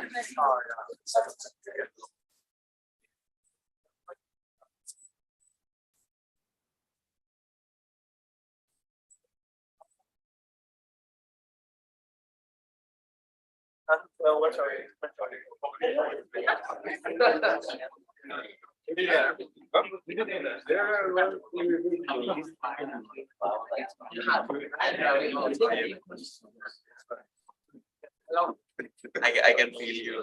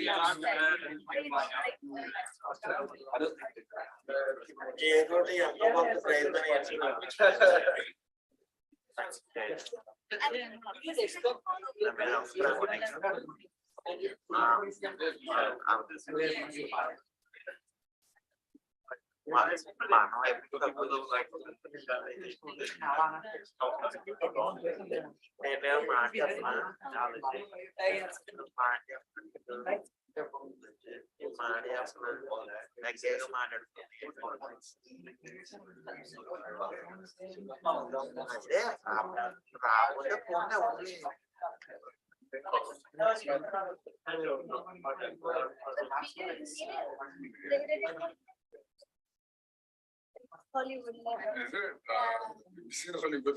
let's take a movie.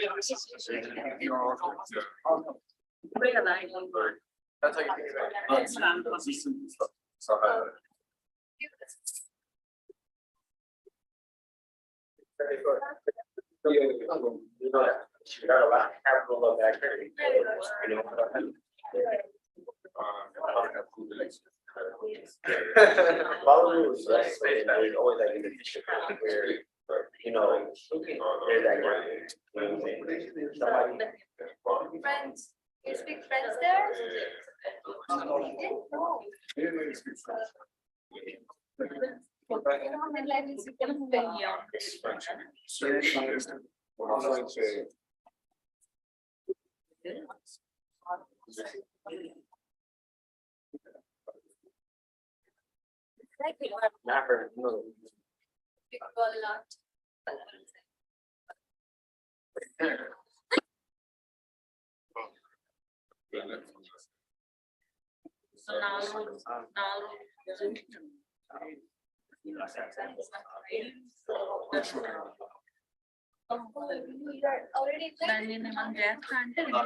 No. Please let me know.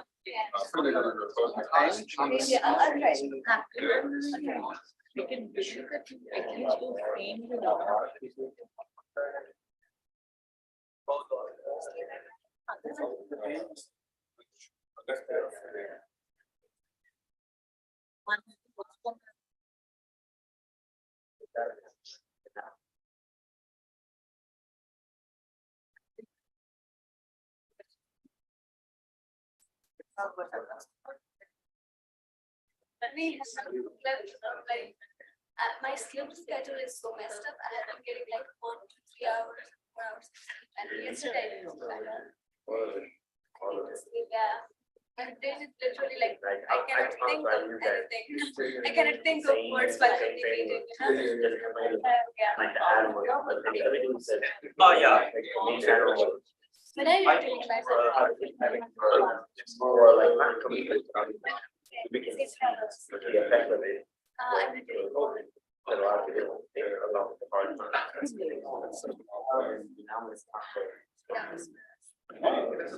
emergency Yeah. It's like 17 hours,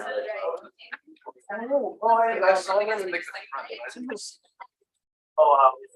That one. That's what you got.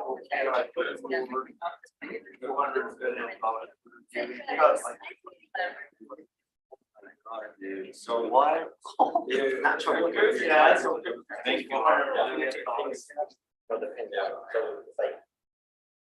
Yeah, well, it's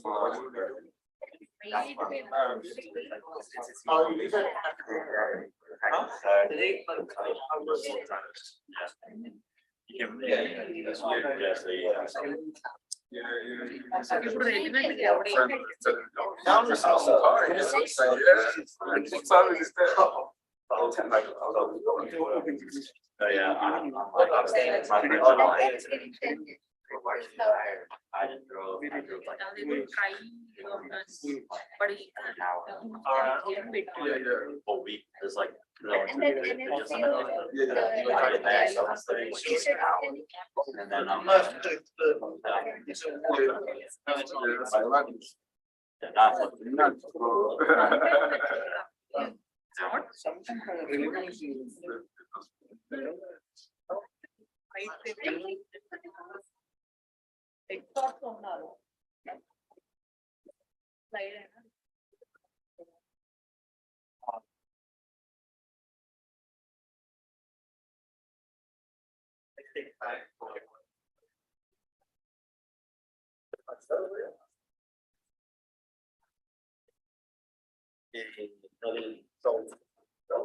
and then the main one, Delaware. Yeah, yes. They still need to do more convenient. It's like, All right. yeah, we have more holes to use for like signing. and also like It's like, I like the click. yeah. Right. I mean, it's fun to ask anyway. Like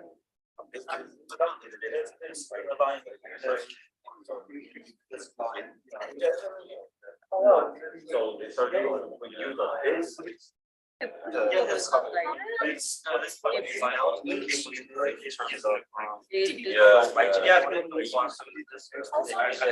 When you don't like the answer of that, but in your personal is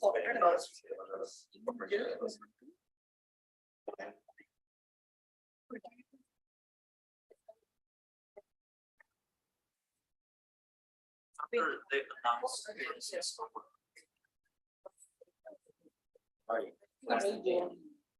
They're like.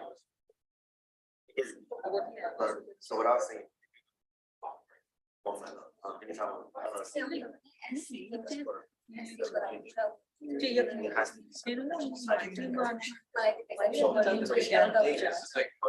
So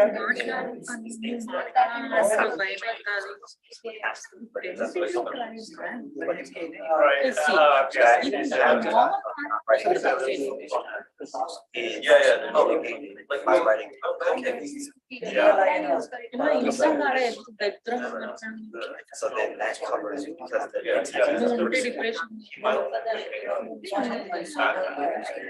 they made a backend. Oh, they did. Yeah, so they don't get the test. Yeah. So the front end is pretty much like this. And that's what. Yeah, yeah. So let's grab that. Like this is a mock-up to show like what's here versus like.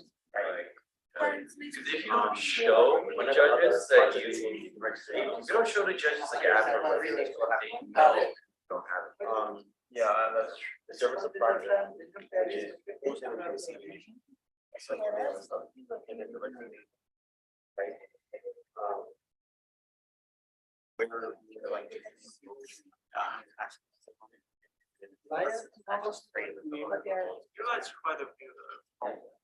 right. We actually did, yeah, we're gonna use what's called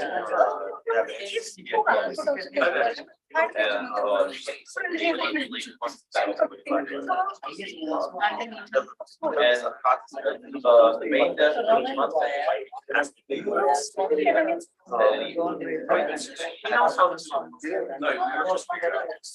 like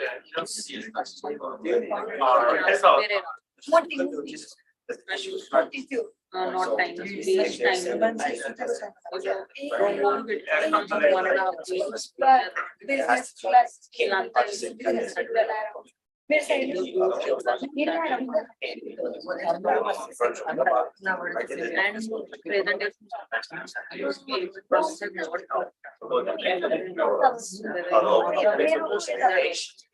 So service processing is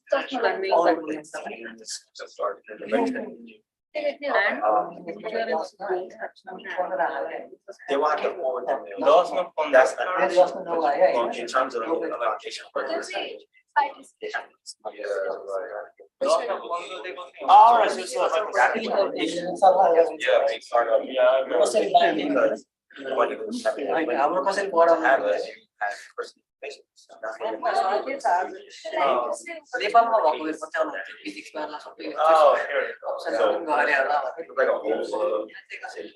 One of the ways that what? I mean, like you look at that.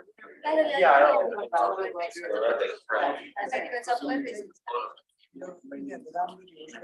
you can start journalizing.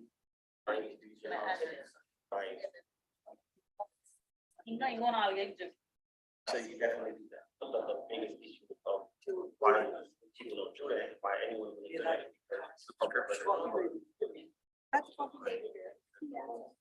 So that's why telling the designer you have an agency from the registration that issue of having it outside is that let's say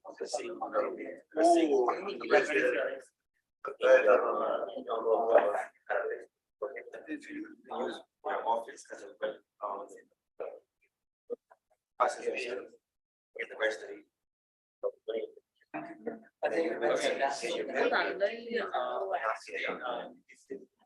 issue is if outside of state and that forwarding process is tougher.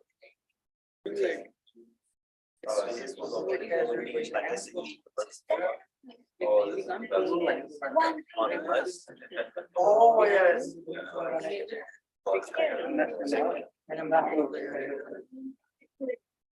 Well, that's so yeah, I know, so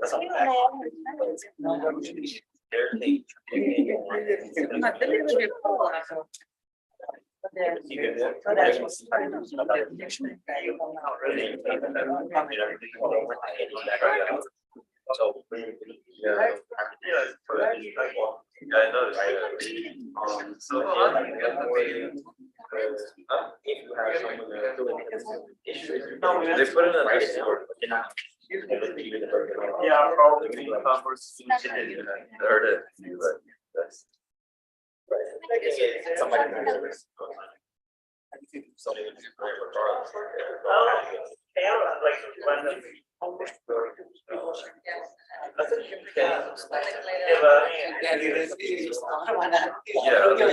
umbrella.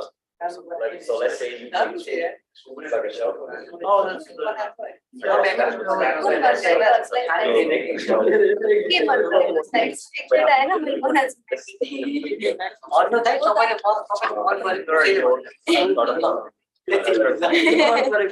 I know once in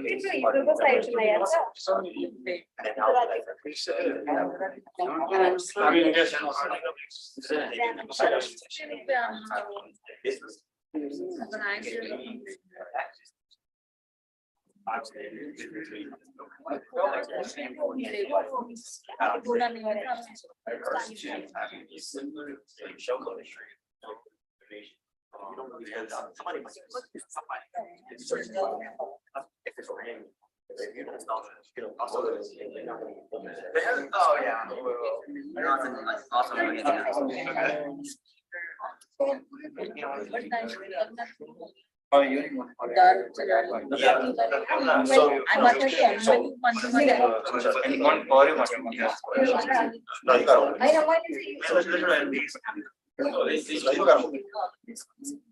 So this is from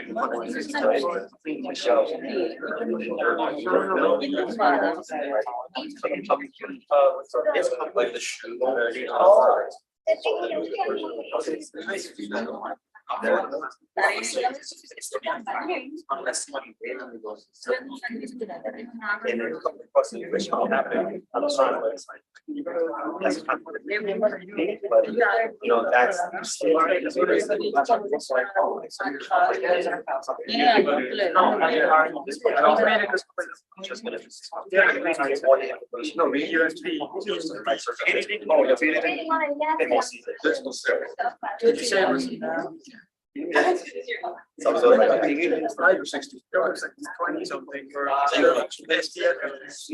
And when you do your house, you always want to have a separate. So you have that on its own. Yeah.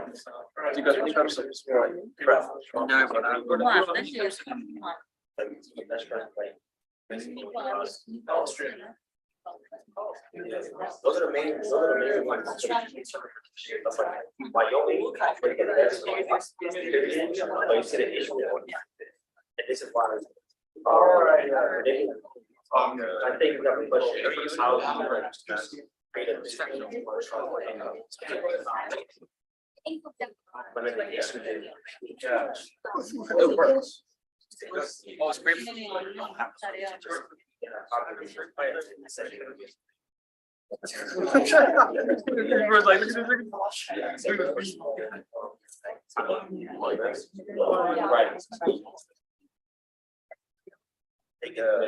You know, stuff like that, like 6 months. The only other really good, but it's not like something. Yeah, so that would have been what about you.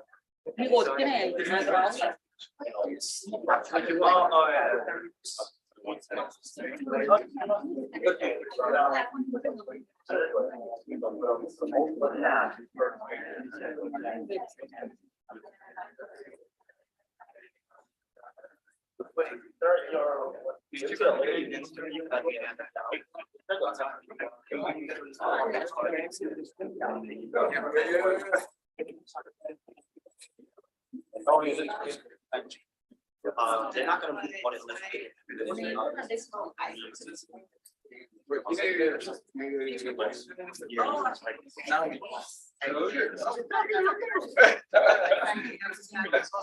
Yeah, that's fine.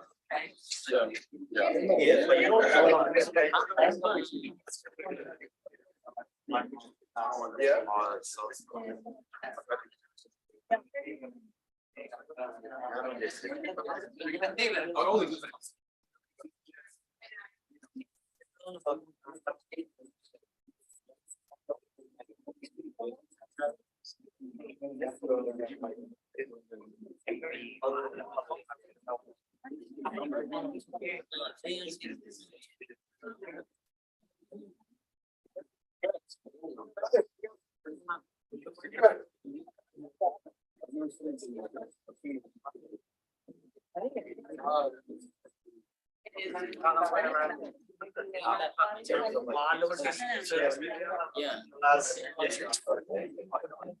Yeah,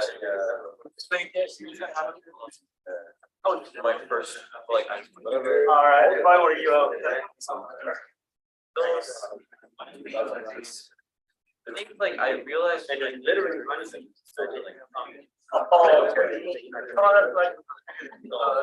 soccer again. Like I mean they was like trying to guard like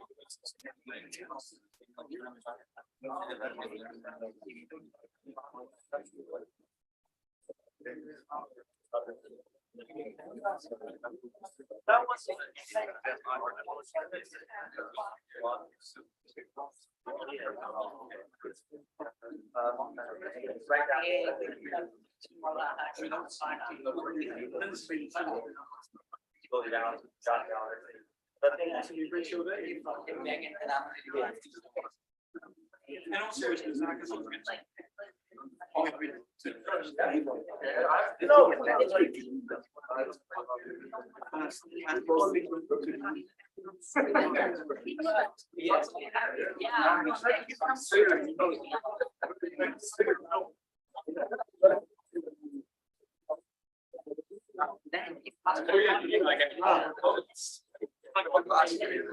okay, great.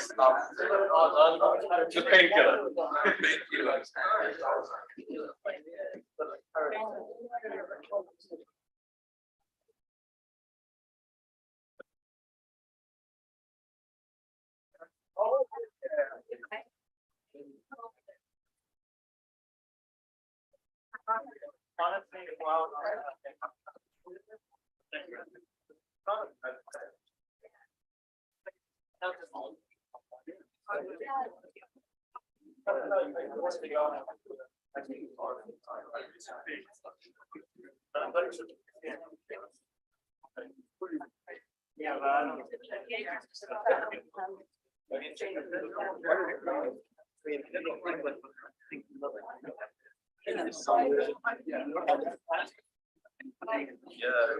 That's what we're doing. So maybe by the app. That's how we would.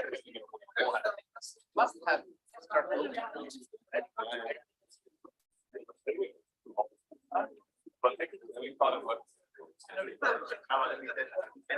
Yes. Just need to look at the white paper. No, the first thing I would do when I go to Hackathon, and then sustainability is everywhere. The last days. We need a lot of.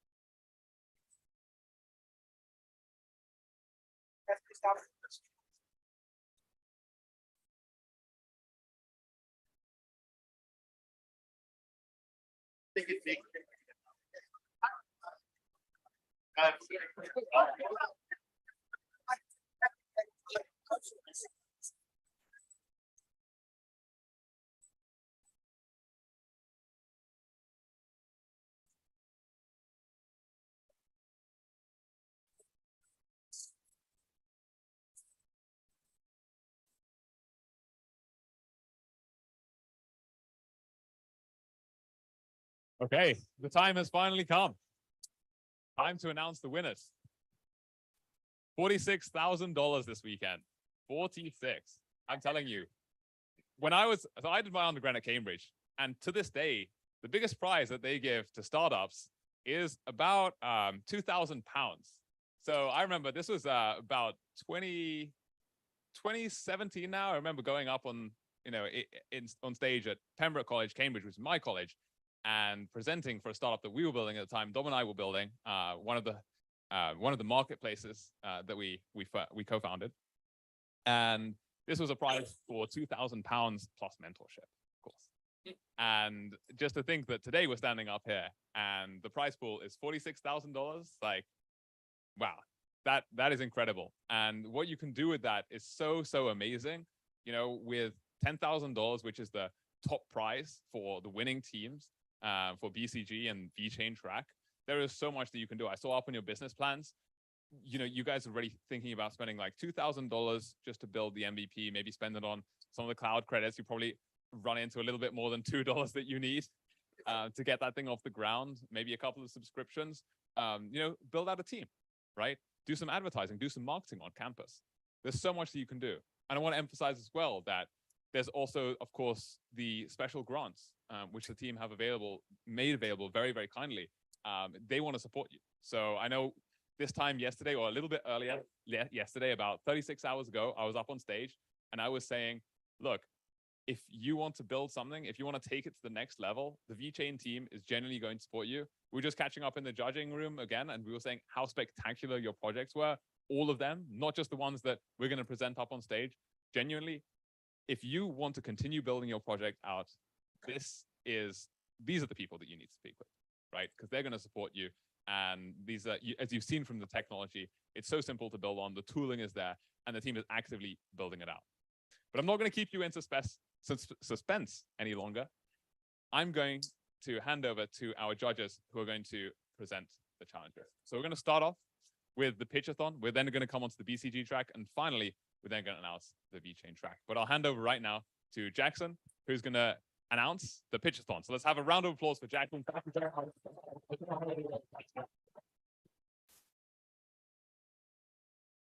Thank you all for being here for a very, very long time.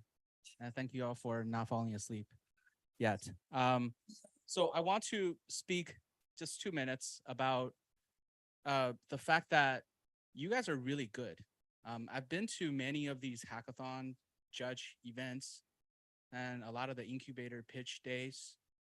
You guys are really good for only, 24 hours, 36 hours of work.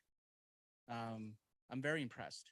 And so the 3 names I'm going to be reading off is after a long battle of sort of mental torture and debate.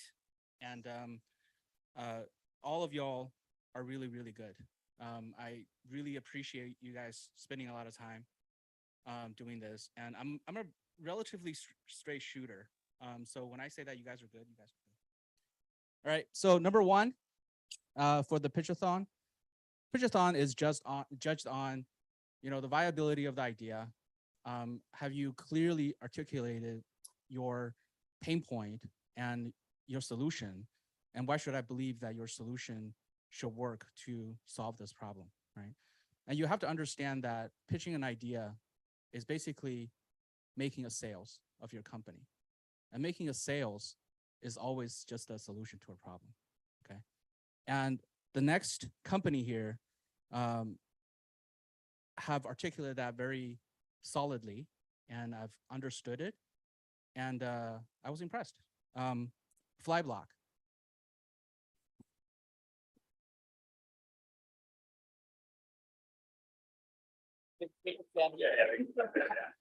I don't have anything to hand. You got a handshake. Thank you. The second company,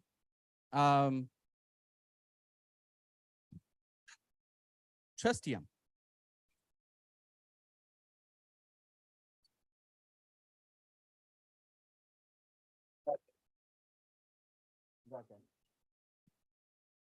Third company, I'm using the word company here. Propel Pixel.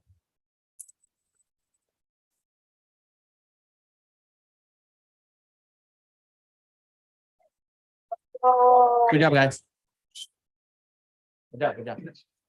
Congrats. What do I do? Just like We'll take a big photo together with you and all of that.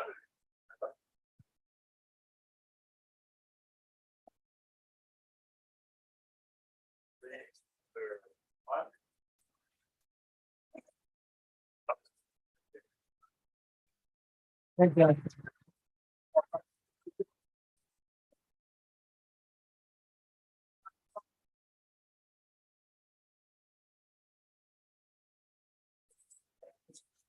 And next up, we will have Bernard, who is very kindly going to present the BCG track in order, starting from the runner-up.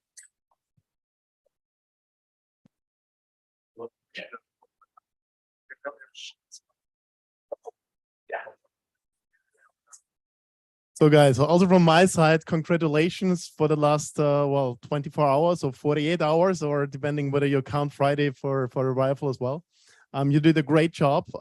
You know that I'm also a startup founder and investor and so on. And I really had a call today with with one of my teams, and like, those people here, they are building something in 24 hours. So why is this not happening in our team? No, really, congrats on that. Nevertheless, another comment. Of course, all of you are in the IT. You're builders, you're developers. Have in mind when you really build it, then that you also bring in at least one guy from an MBA school or so, because sometimes when I challenged you and when I tried to kill you, to grill you, sorry, together with Marina, I figured that, yeah, maybe those business questions that a normal VC is asking, you're not that prepared. Yeah, like the go-to-market or the competitors, or you said like, okay, we charged 3% for that. So why 3 and not 5 or not 2? So, you know, all those questions. Yeah. So just a quick reminder for the times when you then really build your company. Okay, but having said that, let's come to the prices. That's why we all here. I start to make it a little bit more frightening and challenging and everything from the bottom. So number 4 goes to Eco Voyager.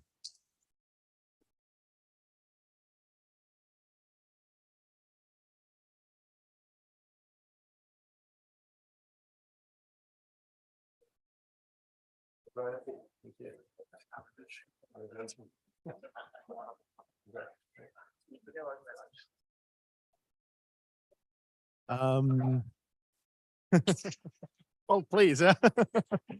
So then number 3 goes to the one-man show, Fideli.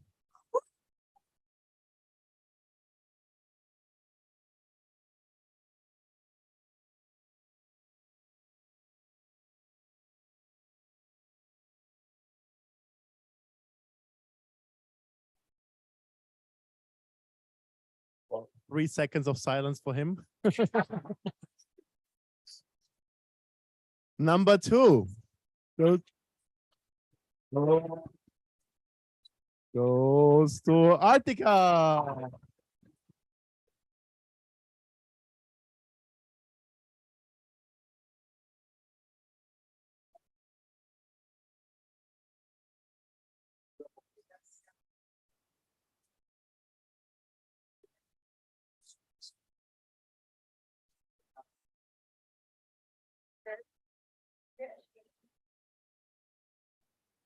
And number 1 goes to Spytech.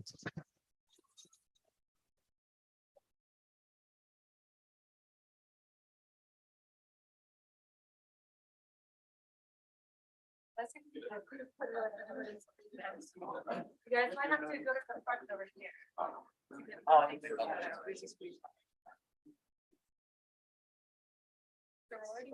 Come in more. I haven't seen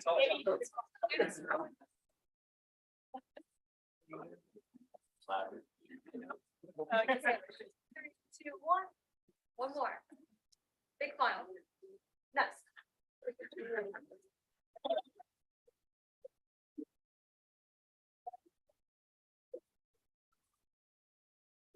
Finally, the moment you've all been waiting for.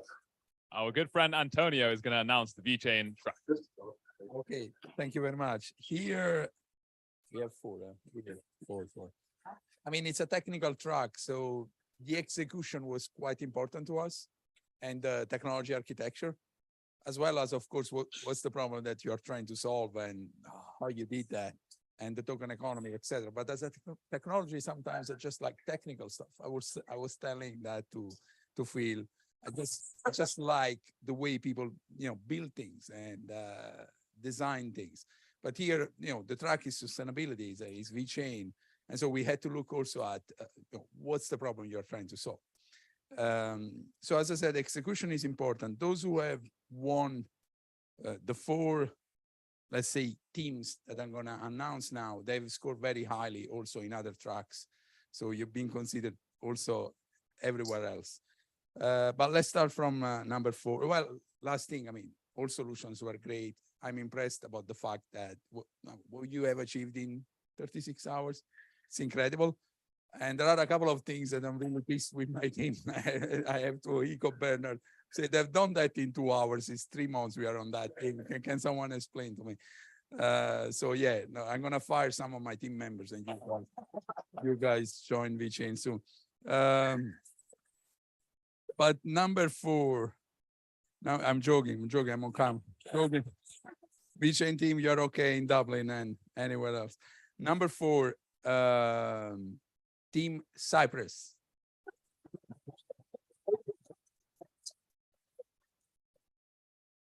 There you go. Yes, that's a big team. All right. Now, number 3, our friends of Growers.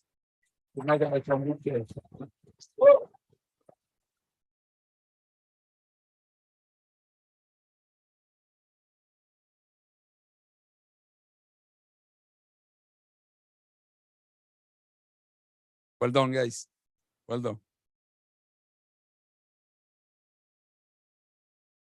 And there's no. Number 2, 3 sustain.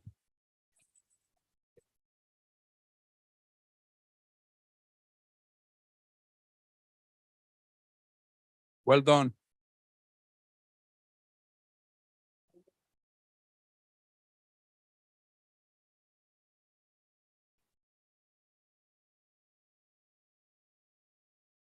You start. Number 1, Team Movello.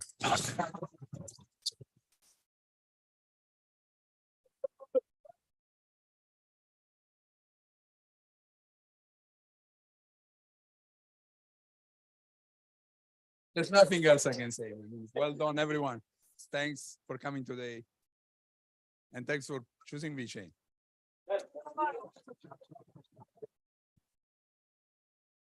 Let's take a picture. I step back, you know.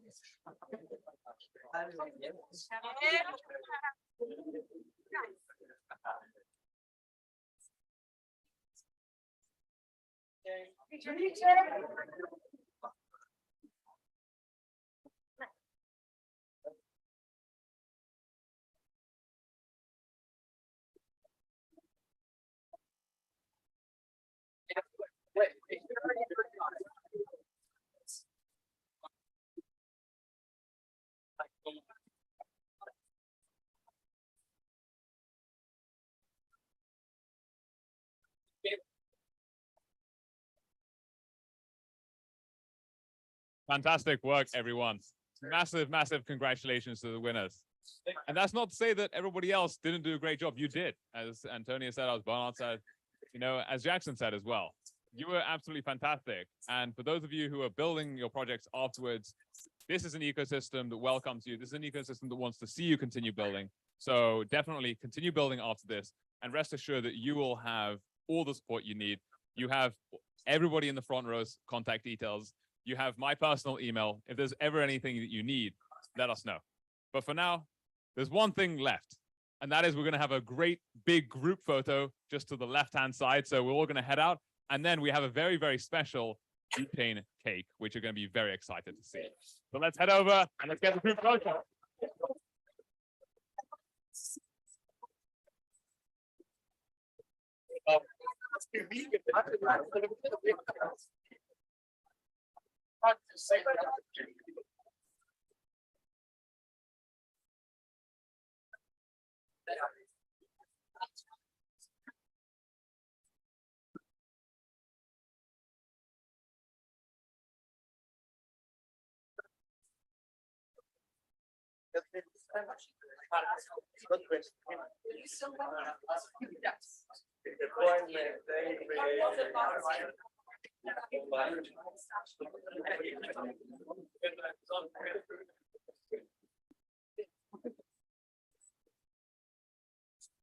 Yeah.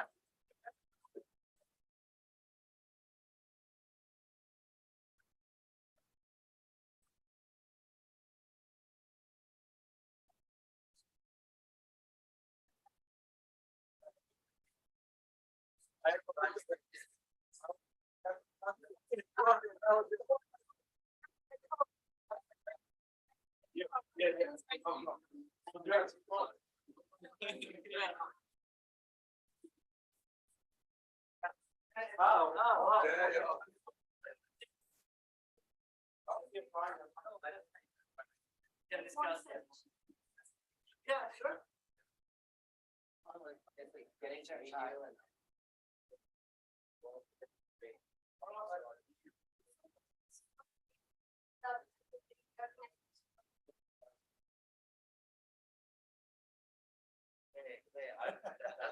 that's why I'm on the sales business side, and I have a person. He built a gap. He didn't start with him. We were very lucky. We found him. We had a book through accelerator in town in Boston.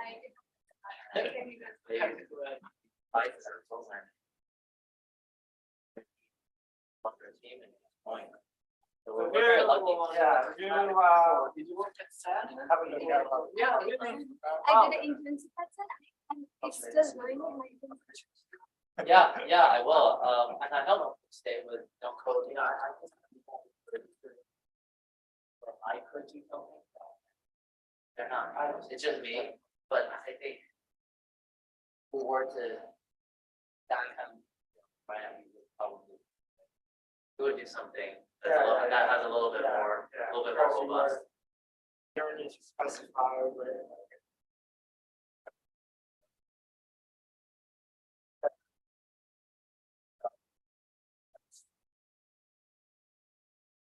Yeah, we actually, we have it, right, we have it mapped out to the cost per user.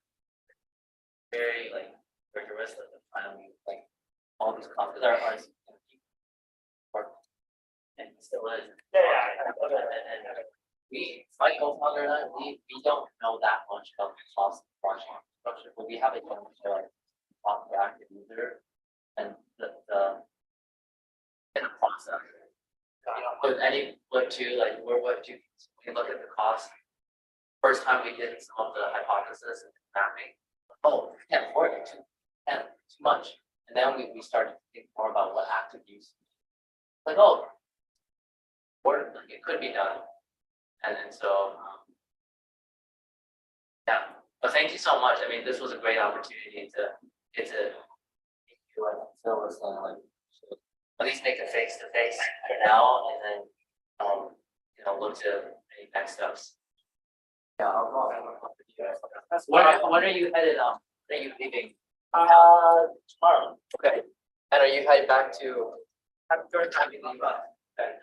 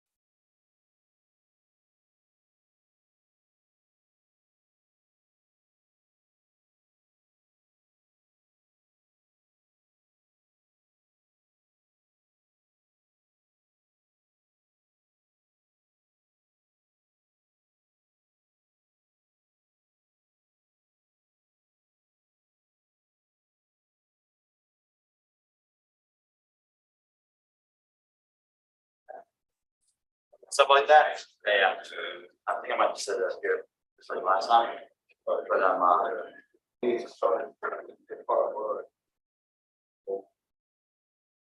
Yeah, you go before, don't charge.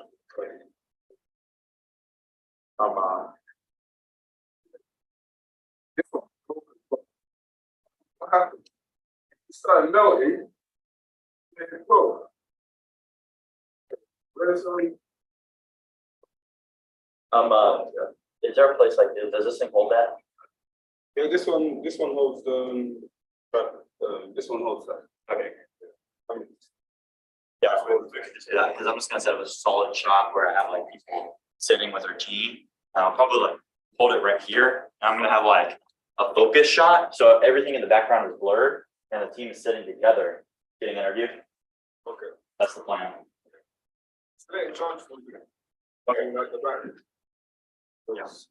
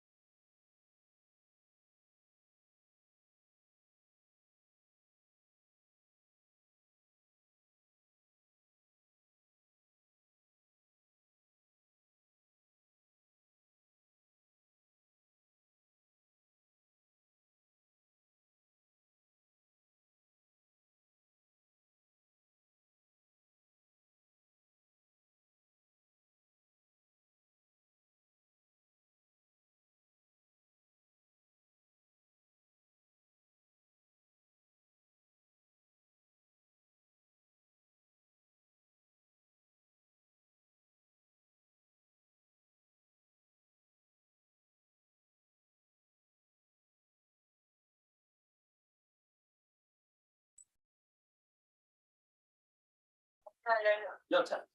Come and ask you. Yeah, anyone comes in class. Really? What did you come back?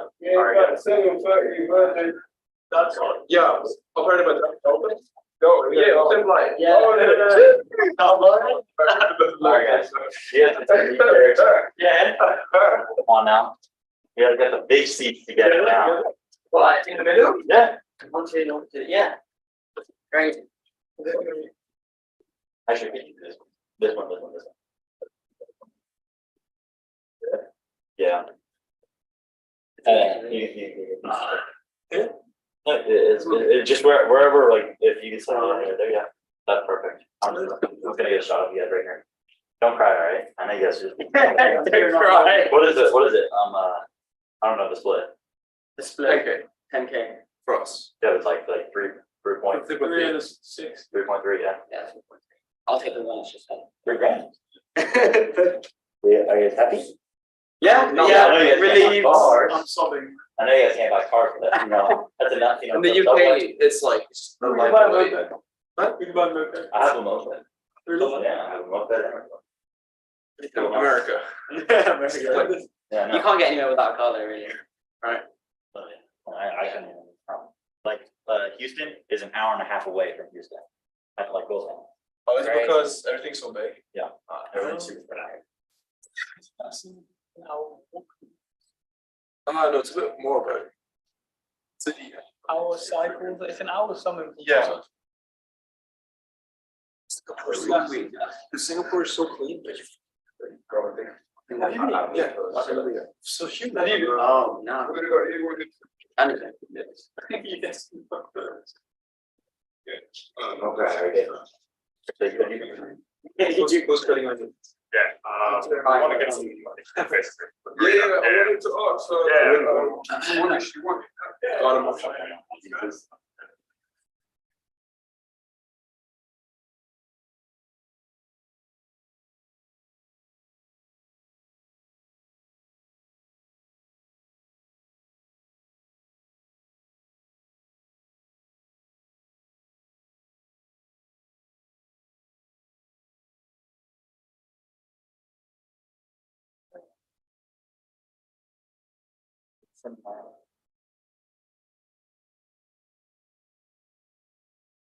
They're both questions.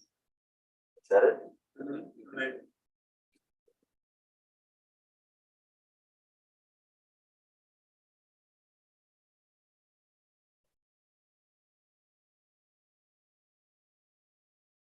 What is achieve your goals? That were pretty crazy.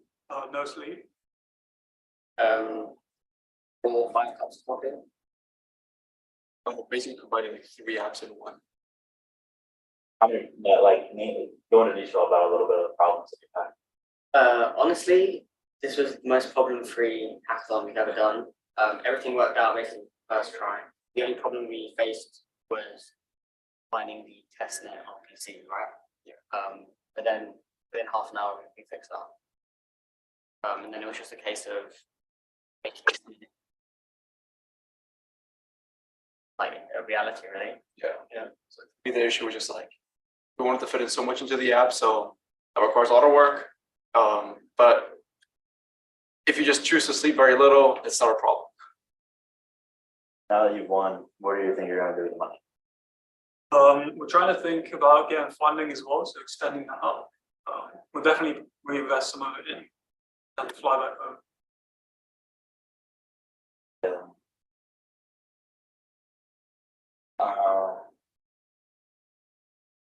What is your end goal for this product? Yeah, so like we're gonna get funding, and this will be like the first kind of project, actual real world project that comes out of the hackathon. So there'll be a lot of learning experience around the business model and everything, how to structure and how to work.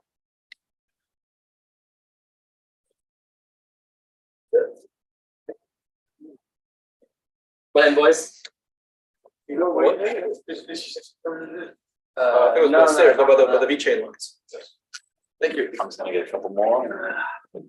Hey, one of the judges listening to you. Yeah.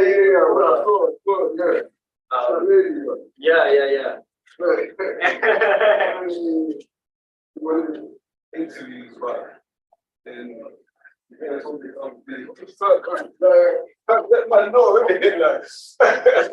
Well, do not take that.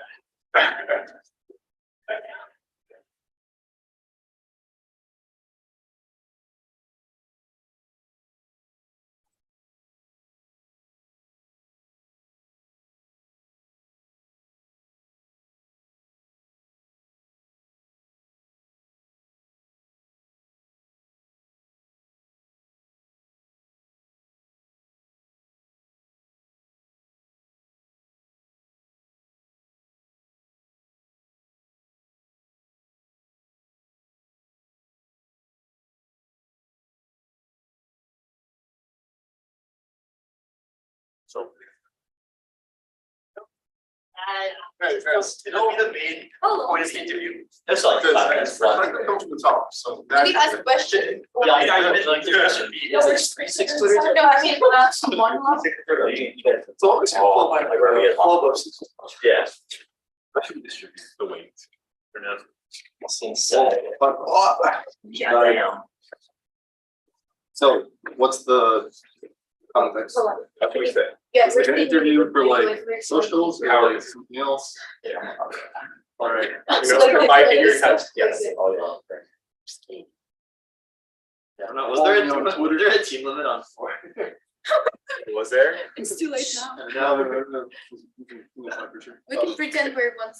For sure. Washington pull us out. Right. I was on. Oh, yeah, yeah.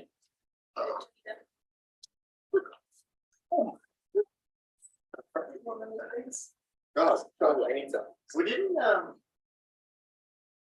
Oh. What? Yeah, we already talked to her. We talked to her. Oh, right. But wasn't she like, you want to do an interview? Yeah, this is it. Yes, Yeah, she this is asked interesting. us. Like That's she the- left, but we're doing It's the interview sheets. Let's normalize. Okay, so it's just. Let's normalize by Wait, guys, I think we have to like present our business, like So, remember. I don't think it questions. is. We What's the remember. context of this interview? Oh, it's just for a YouTube video. Sorry? Just a YouTube video. Oh, cool. So probably a little like how was the experience? It's for the social media, as far as I understood. Yeah, but we need to like tell what we're doing. Of course, we will tell what. I'm pretty sure they're asking questions. Yeah, Yes. it's an interview. Like, who wants to smell better. Like, should we just? That's cool. It's during the I like better. presentation. Yeah, hit him with the pure. It's an interview. Cameras, look into the left. We're not like so hard anymore. Yes, we can pretend we're not smart. And make things in myself. We just, guys, right now it's time for jokes. I told you. They said our presentation was funny, but I Of course it was funny because our I was- presentation was not working. Oh, maybe that was. Okay, look. Our presentation Oh, was just not okay, working. look, that has two connections. I came to the first one and the second one. I was like, oh crap, there's more. There was lagging. So So one Half was of our fake, presentation One was was stuck so slide. you should be edged out. whoa. It looks like bullshit. We got some interview questions. Okay, Yes, okay, okay. So what are some challenges you guys faced throughout the whole thing? I guess ideation. I think it was, we had 2 ideas, which seems like they could both sort of fit the criteria. And one of them was fashion and one of them was an exterior game. Yeah. And it took a long time to decide which one to actually do. And so I think we started a little bit late. And so when we were actually implementing our idea, we didn't like bring it to the fullest of what the implementation could have done. I think it also was very hard for us to follow the strict rubric of the like competition because I don't know why, but we found out some aspects of our like presentation only yesterday during the night. That was very hard to implement. And like, what is the biggest like? What was the big like? Were you guys like super nervous during the reveal? Definitely. Yes. We were all kind of like, well, please, is it us? Is it us? Is it not us? But it was cool, exciting. Yeah. Not the nervous. Yeah. Yeah. I thought it was kind of funny that there was we applied for 2 different tracks, and the one that I feel like our second presentation was much stronger. That was like, I don't know, because we had practice with it. Yeah, I think we did better. And we understood all our mistakes. Yeah, we didn't. In fact, we didn't have practice before the first pitch, just because we didn't have time, we just submitted our project and we had to go to talk to mentors. Yeah. And that was our mistake. Yeah, there's a lot of editing the presentation based on what other people's presentations had. Because 2 minutes seems like kind of a long time, but when you're talking, it's nothing. It flies by immediately. So we were really trying to like boil it down. Yeah, we were reorganizing it. I think the first presentation, I feel like we didn't really get across like how the NFTs were going to work. Yeah, I think The main difference, yeah, the main difference with the first presentation is that it's just like word blocks and it's harder for people to like understand. Then the second one, cost instead, it's like more easily digestible.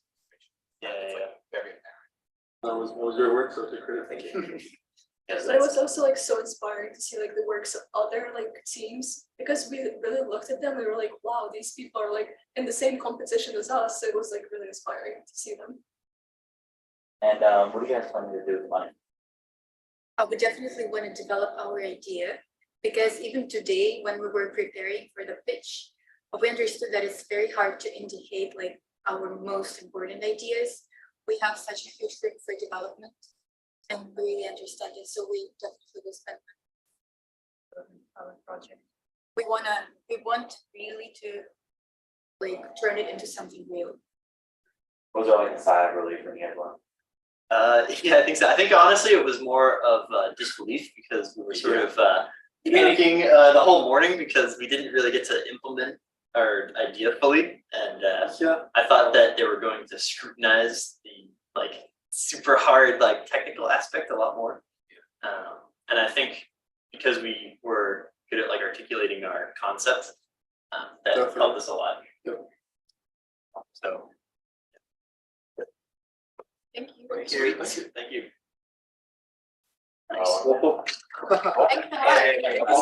Congrats, guys. That's great. Y'all pay your messages. Yeah, y'all little boss. No, excuse me. Can we just keep asking for favor? You can just take the photo of the we don't have the same. No, they're doing. Yeah, I think Oh, you did there. Yeah, you can just ask. Sorry.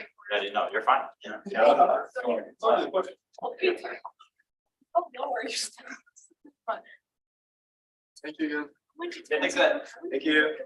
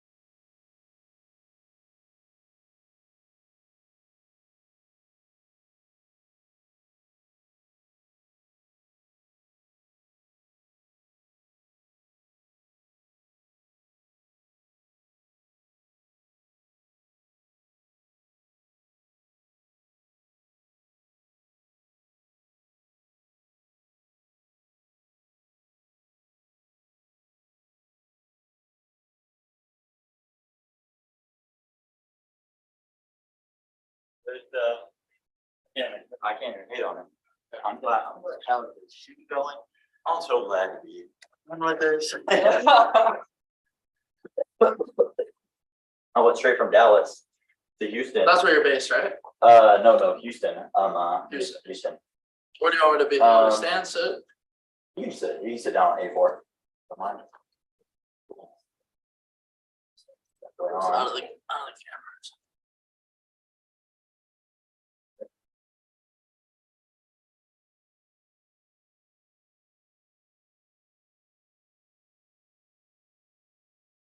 Sort it out.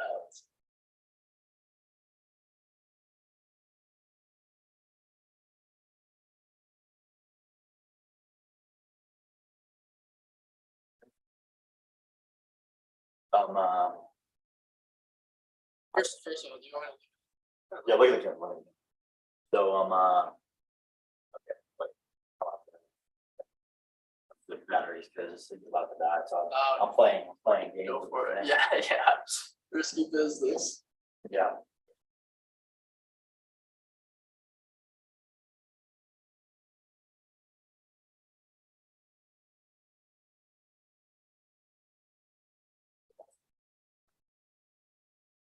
I'm asking short questions. Yeah.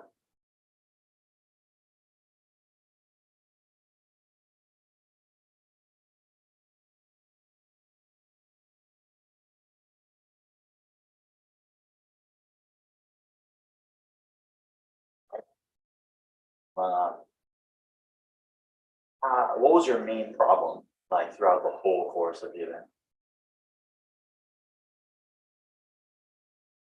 I think the hardest part of this event was kind of aligning on the idea, figuring out which track we were looking to do, and kind of our strategy in terms of picking that track and then what our idea was going to be as a whole.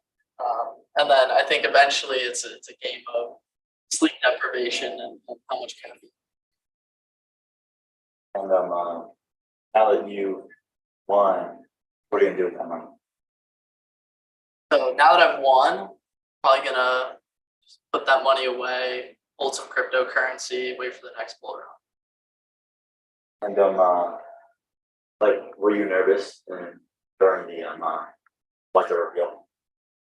Yeah, I think I always get nervous. I kind of conditioned myself. I do enough public speaking, but I think a little bit of nerves is good to make sure you're prepared for the event. But then it's this balancing act between you don't want to be too nervous and kind of like freeze up.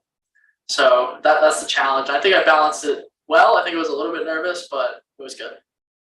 Are you happy with your product? Yeah, I think definitely happy with the product. We got some feedback from the judging panel after, and so we'll. It's all good. You know what? That's where I'm at, because honestly, I already have enough feedback where it's like I'm just trying to get as many as possible. Yeah, yeah. And like whether that happens or not, like, this is all debatable footage. Like, where it's like, oh yeah, like I'm not sure if I'm actually going to use stuff yet. I'm just trying to get after interviews so I can have some sort of shot at it different. Yeah. But yeah, and remind me of your name right there. Chandler. I'm glad to be able to meet you. Do you think you'll be coming to another hackathon again ever? Yeah, definitely. So this is only my second one ever, but kind of rose to this president position. Blockchain.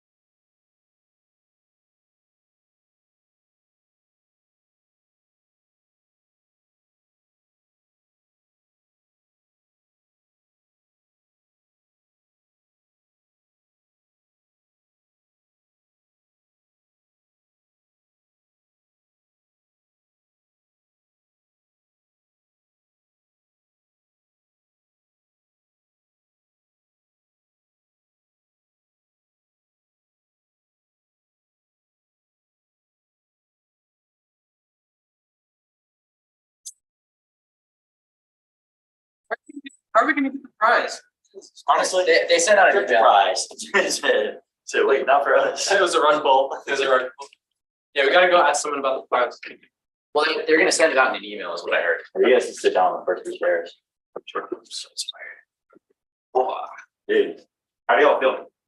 You're paying the bank, big bro. Yeah, feels good. Yeah, I'm glad. Like, I was actually rooting for y'all a lot. Yeah, thank you. Yeah, I saw you pointing the camera at us the whole time. I was like, oh, he obviously has his gas. No, yeah, I was trying to get your sweat glands going or something. Y'all were like sitting there and y'all like you're sitting there and like, man, are they good? You guys were quiet, dude. And then as soon as you guys heard your name, you're like, I was like, what the heck? Someone's excited out of here. It didn't seem like everybody was very like. He was worried. I wasn't. I was looking worried. Hey, wait until I ask the questions. All right. That's kind of based in there. No, we came from BU, so there are like 20 people here, maybe a little less. But I think you your know, BU everyone's team cheering. won in every single track. Yeah, I think so. We're good, dude. We're pretty good. Yeah.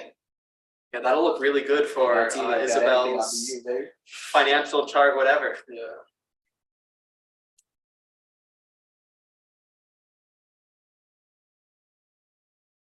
Can't wait to get to more hackathons though. I need to. Oh yeah, I need to get better at all-nighters. Here, this thing like about the hackathon was what was the scariest part for you guys?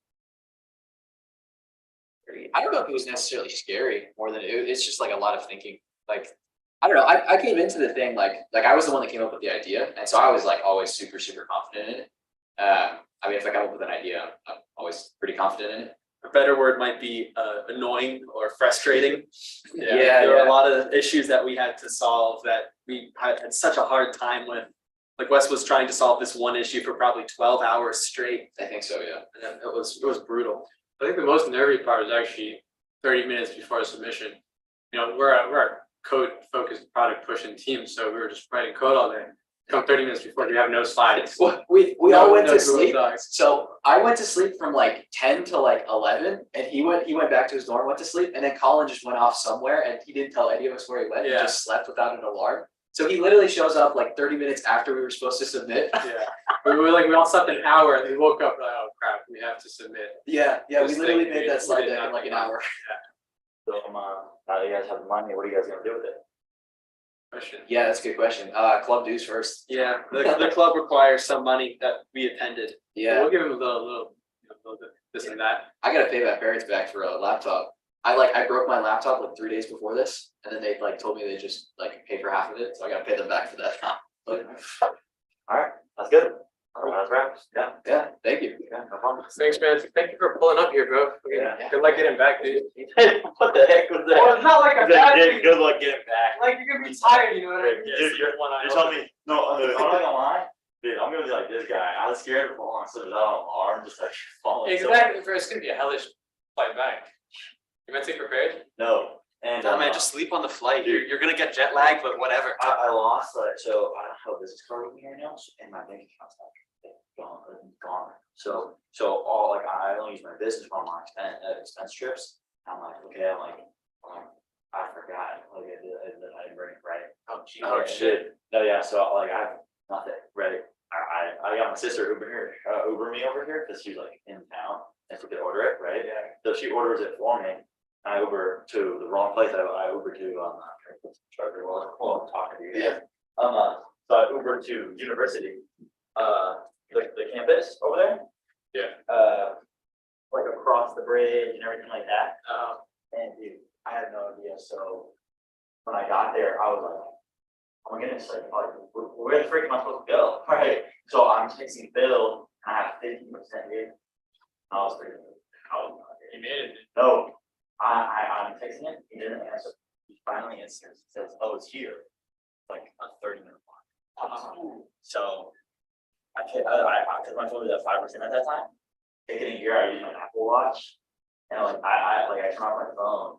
I use an Apple Watch to like use maps, and I just like the whole mile. Jesus. And I get there, and I'm like calling people. I don't see anybody because everybody's like upstairs and doing whatever. Yeah. I'm like, I'm not seeing anyone. I'm like, yeah, like I'm in the wrong place again or what? Right? Yeah. And so I had to go down the street over to a restaurant, plug my phone. And Phil got back. Yeah, I was like, oh yeah, this place. Like that's exactly where I was just at. Yeah. So then I met y'all like 30 minutes later. Yeah. Oh, so that's no, I pulled it really late. That's why you didn't see me until like everybody was sleeping. Still chill with that? Still? Was he chill with you pulling up? Dude, I wasn't even supposed to pull up at all. So what happened was I was supposed to pull up around the 11 or noon, like the first morning, because he thought the station I was going about. And we want to well, you're buying on the business and then you trade for it. So we purchased the tickets, me and my friend Harry, and get on the plane. So I'm like, okay, that's crazy. And like I canceled the flight. We're like, you know what, like it is what it is, right? We weren't planning on it. We literally planned it 2 days before that, right? So like if it didn't fall through, it didn't fall through. And then I literally like we text and say, oh yeah, went to flight. It was just like it's too late. It's all good, right? And he says, he get a later one. Oh, like, bro. Oh, like a later one. Oh, like he does not care. I know he does not care whenever we get there. But I mean, yeah, like never mind. We gave him a whole film instruction list and everything. But he was just like, you know what? Get over here and do it. I was like, okay. And then I'm like, I sent him the approval, and my ticket alone was $900. Yeah. But I'm like, is this still good? Is it one way or two way? Two-way, round trip, right? Yeah. So and then he's like, I'm like, is this still approvable? He said, yeah, that's good. I said, so you'll reimburse us afterwards? He's like, yeah. Like, he doesn't care. They're super just. No, We gotta go ask them right now. Yeah, we do have to ask her. Okay, yeah. Yeah, I want to go. And then I got here like at 10 o'clock. I'm flying tomorrow.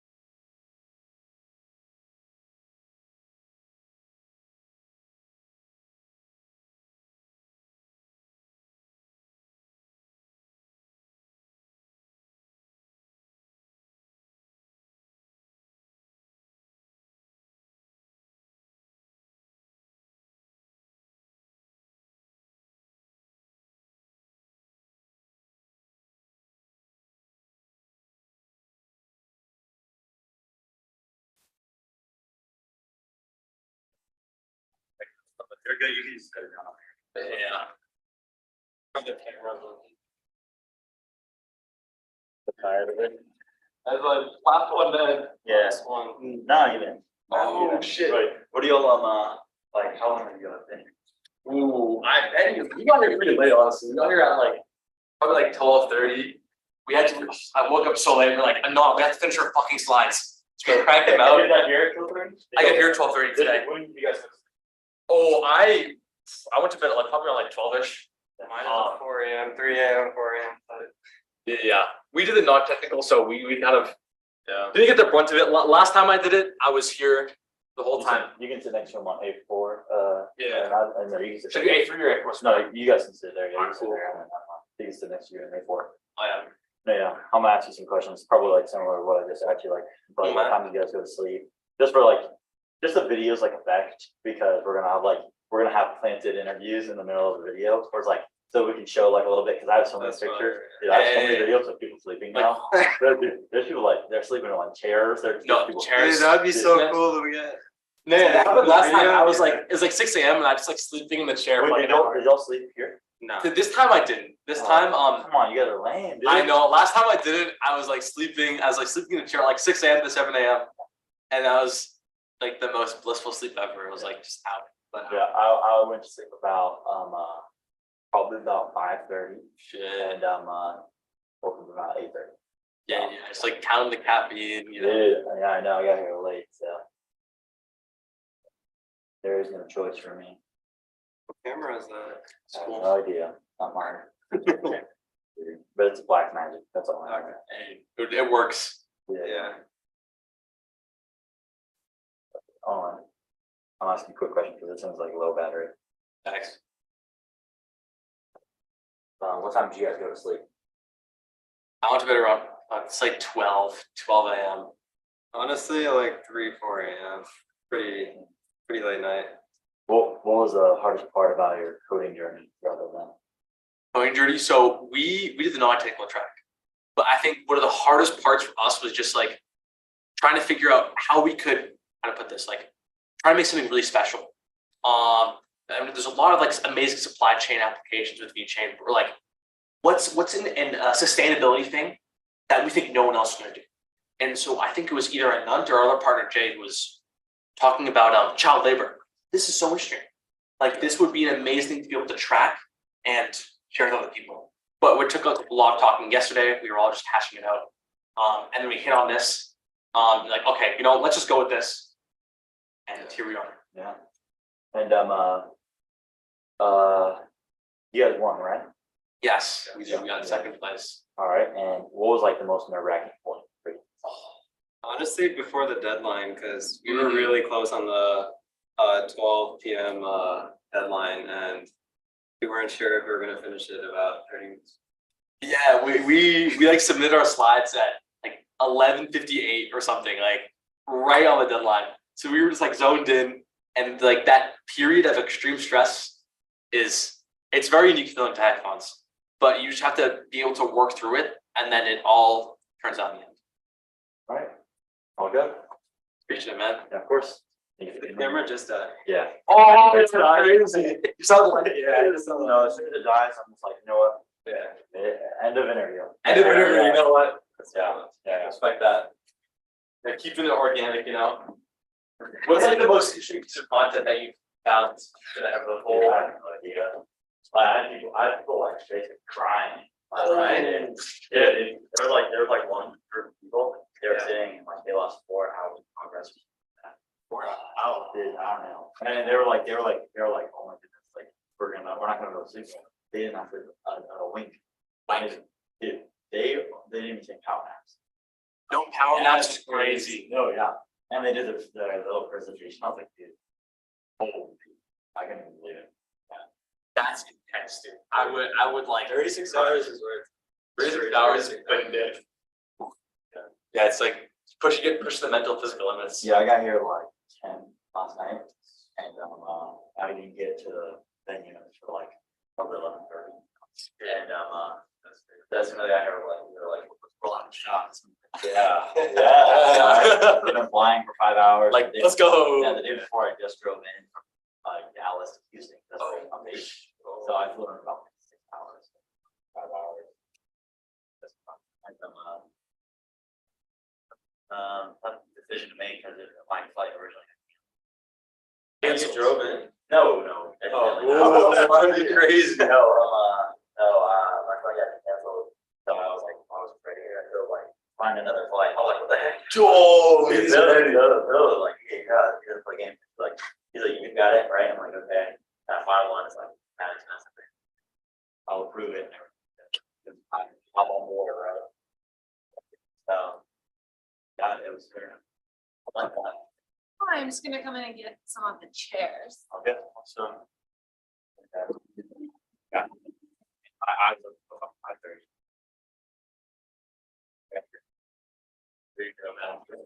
This is gonna get baby afterwards. No, dude. No, I'm on flight at 5:30 tomorrow. Oh, Actually, brutal. Yeah. I already have, but talk right. Yeah. If you guys see me at another event. Yeah, we'll be back. Yeah. What guys? What guys? Yeah. See you soon. Oh yeah, thank you. Yeah.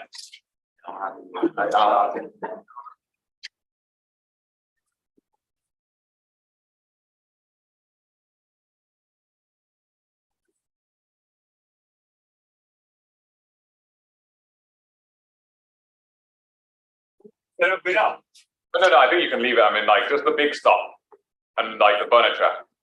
But like rubbish on the ground, like water bottles and that. That's fine. You can leave that.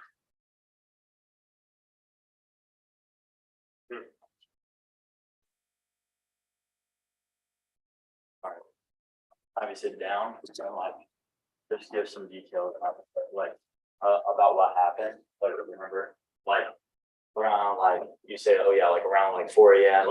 Yeah, just say oh yeah, around this time they got a little crazy, Yeah.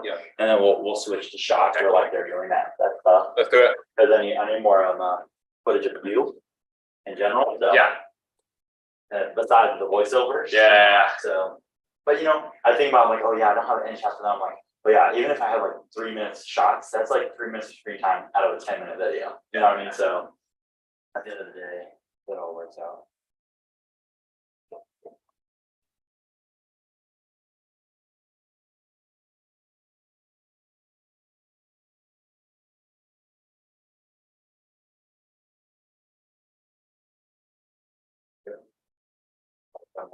What was your favorite part about it?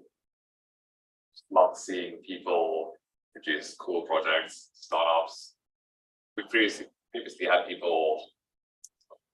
Previously, we've had people actually come out of the hackathon and create startups that get funded for millions and millions of dollars and get valued at 50 million plus. So I want to see more of those people. And what did you notice during the later hours? People started getting pretty feral. Shoes started coming off, socks off. The couches turned into beds, bedrooms, lecture halls turned into bedrooms too. I got some batteries. This thing is on a little better, but I have footage.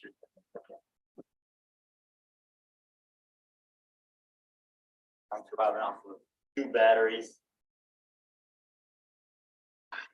A dream. Yeah. Switch them out for interviews.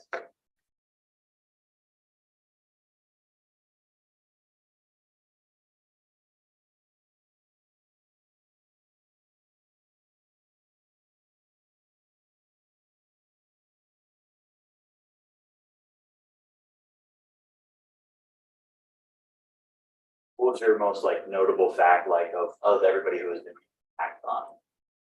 Just passion. People really, really liked building projects and they were fun. I mean, it was not a lot about winning $46,000, $45,000. People were just enjoying it. And did you have any favorite people that you like to watch? That's a good question. I don't have any. I can't choose any favorites. Don't want to make any favorites out of anybody, but there are a couple one who's just cracking jokes. One told a joke. He said, we need 30 seconds. He said, we need 30 seconds of silence. And we thought, oh, he's going to produce some crazy story about how his mother died or something weird when he was presenting. Not something weird as in something very, very deeply personal. And it turned out it was just a joke, and he was just like 30 seconds of silence, just in order to pay respect to people who had spent too much money on shoes. And are you happy with like how the event turned out? Hands down, 100%. Like the event was so packed. Everybody was saying how amazing the projects were, like super top notch compared to like other hackathons where they've been, and it was just a blast. And did you notice how everybody was super nervous at that? Yeah, people were really nervous. We had a lot of people emailing us and being like, "Hey, you know, am I going to win? Am I going to be featured? When is everything starting?" Just because they were nervous, right? They knew that they could find it on the schedule. People saying the submission form button wasn't working, and so we literally had people 12 o'clock, which was the deadline, hitting the button. I had somebody run up to me and they were like, "Bill, it's not working. I can't submit." And they were literally, and I was like, "Okay, let's take a deep breath. We'll be able to submit. Just try again in a minute or two." So people were going pretty wild, pretty crazy, and eventually everybody just slowed down. All right. And what are your hopes for the next hackathon? Next hackathon is going to be even bigger. Every hackathon, we have people who get funded. We lost it. Oh, we lost it. Nah, it's all good though. Okay, cool. What we'll do is a voiceover next. Let's do it. Any other like particular shots we want to do? Because otherwise, we're going to take the stuff back, like make sure we put it in storage and just clear everything up.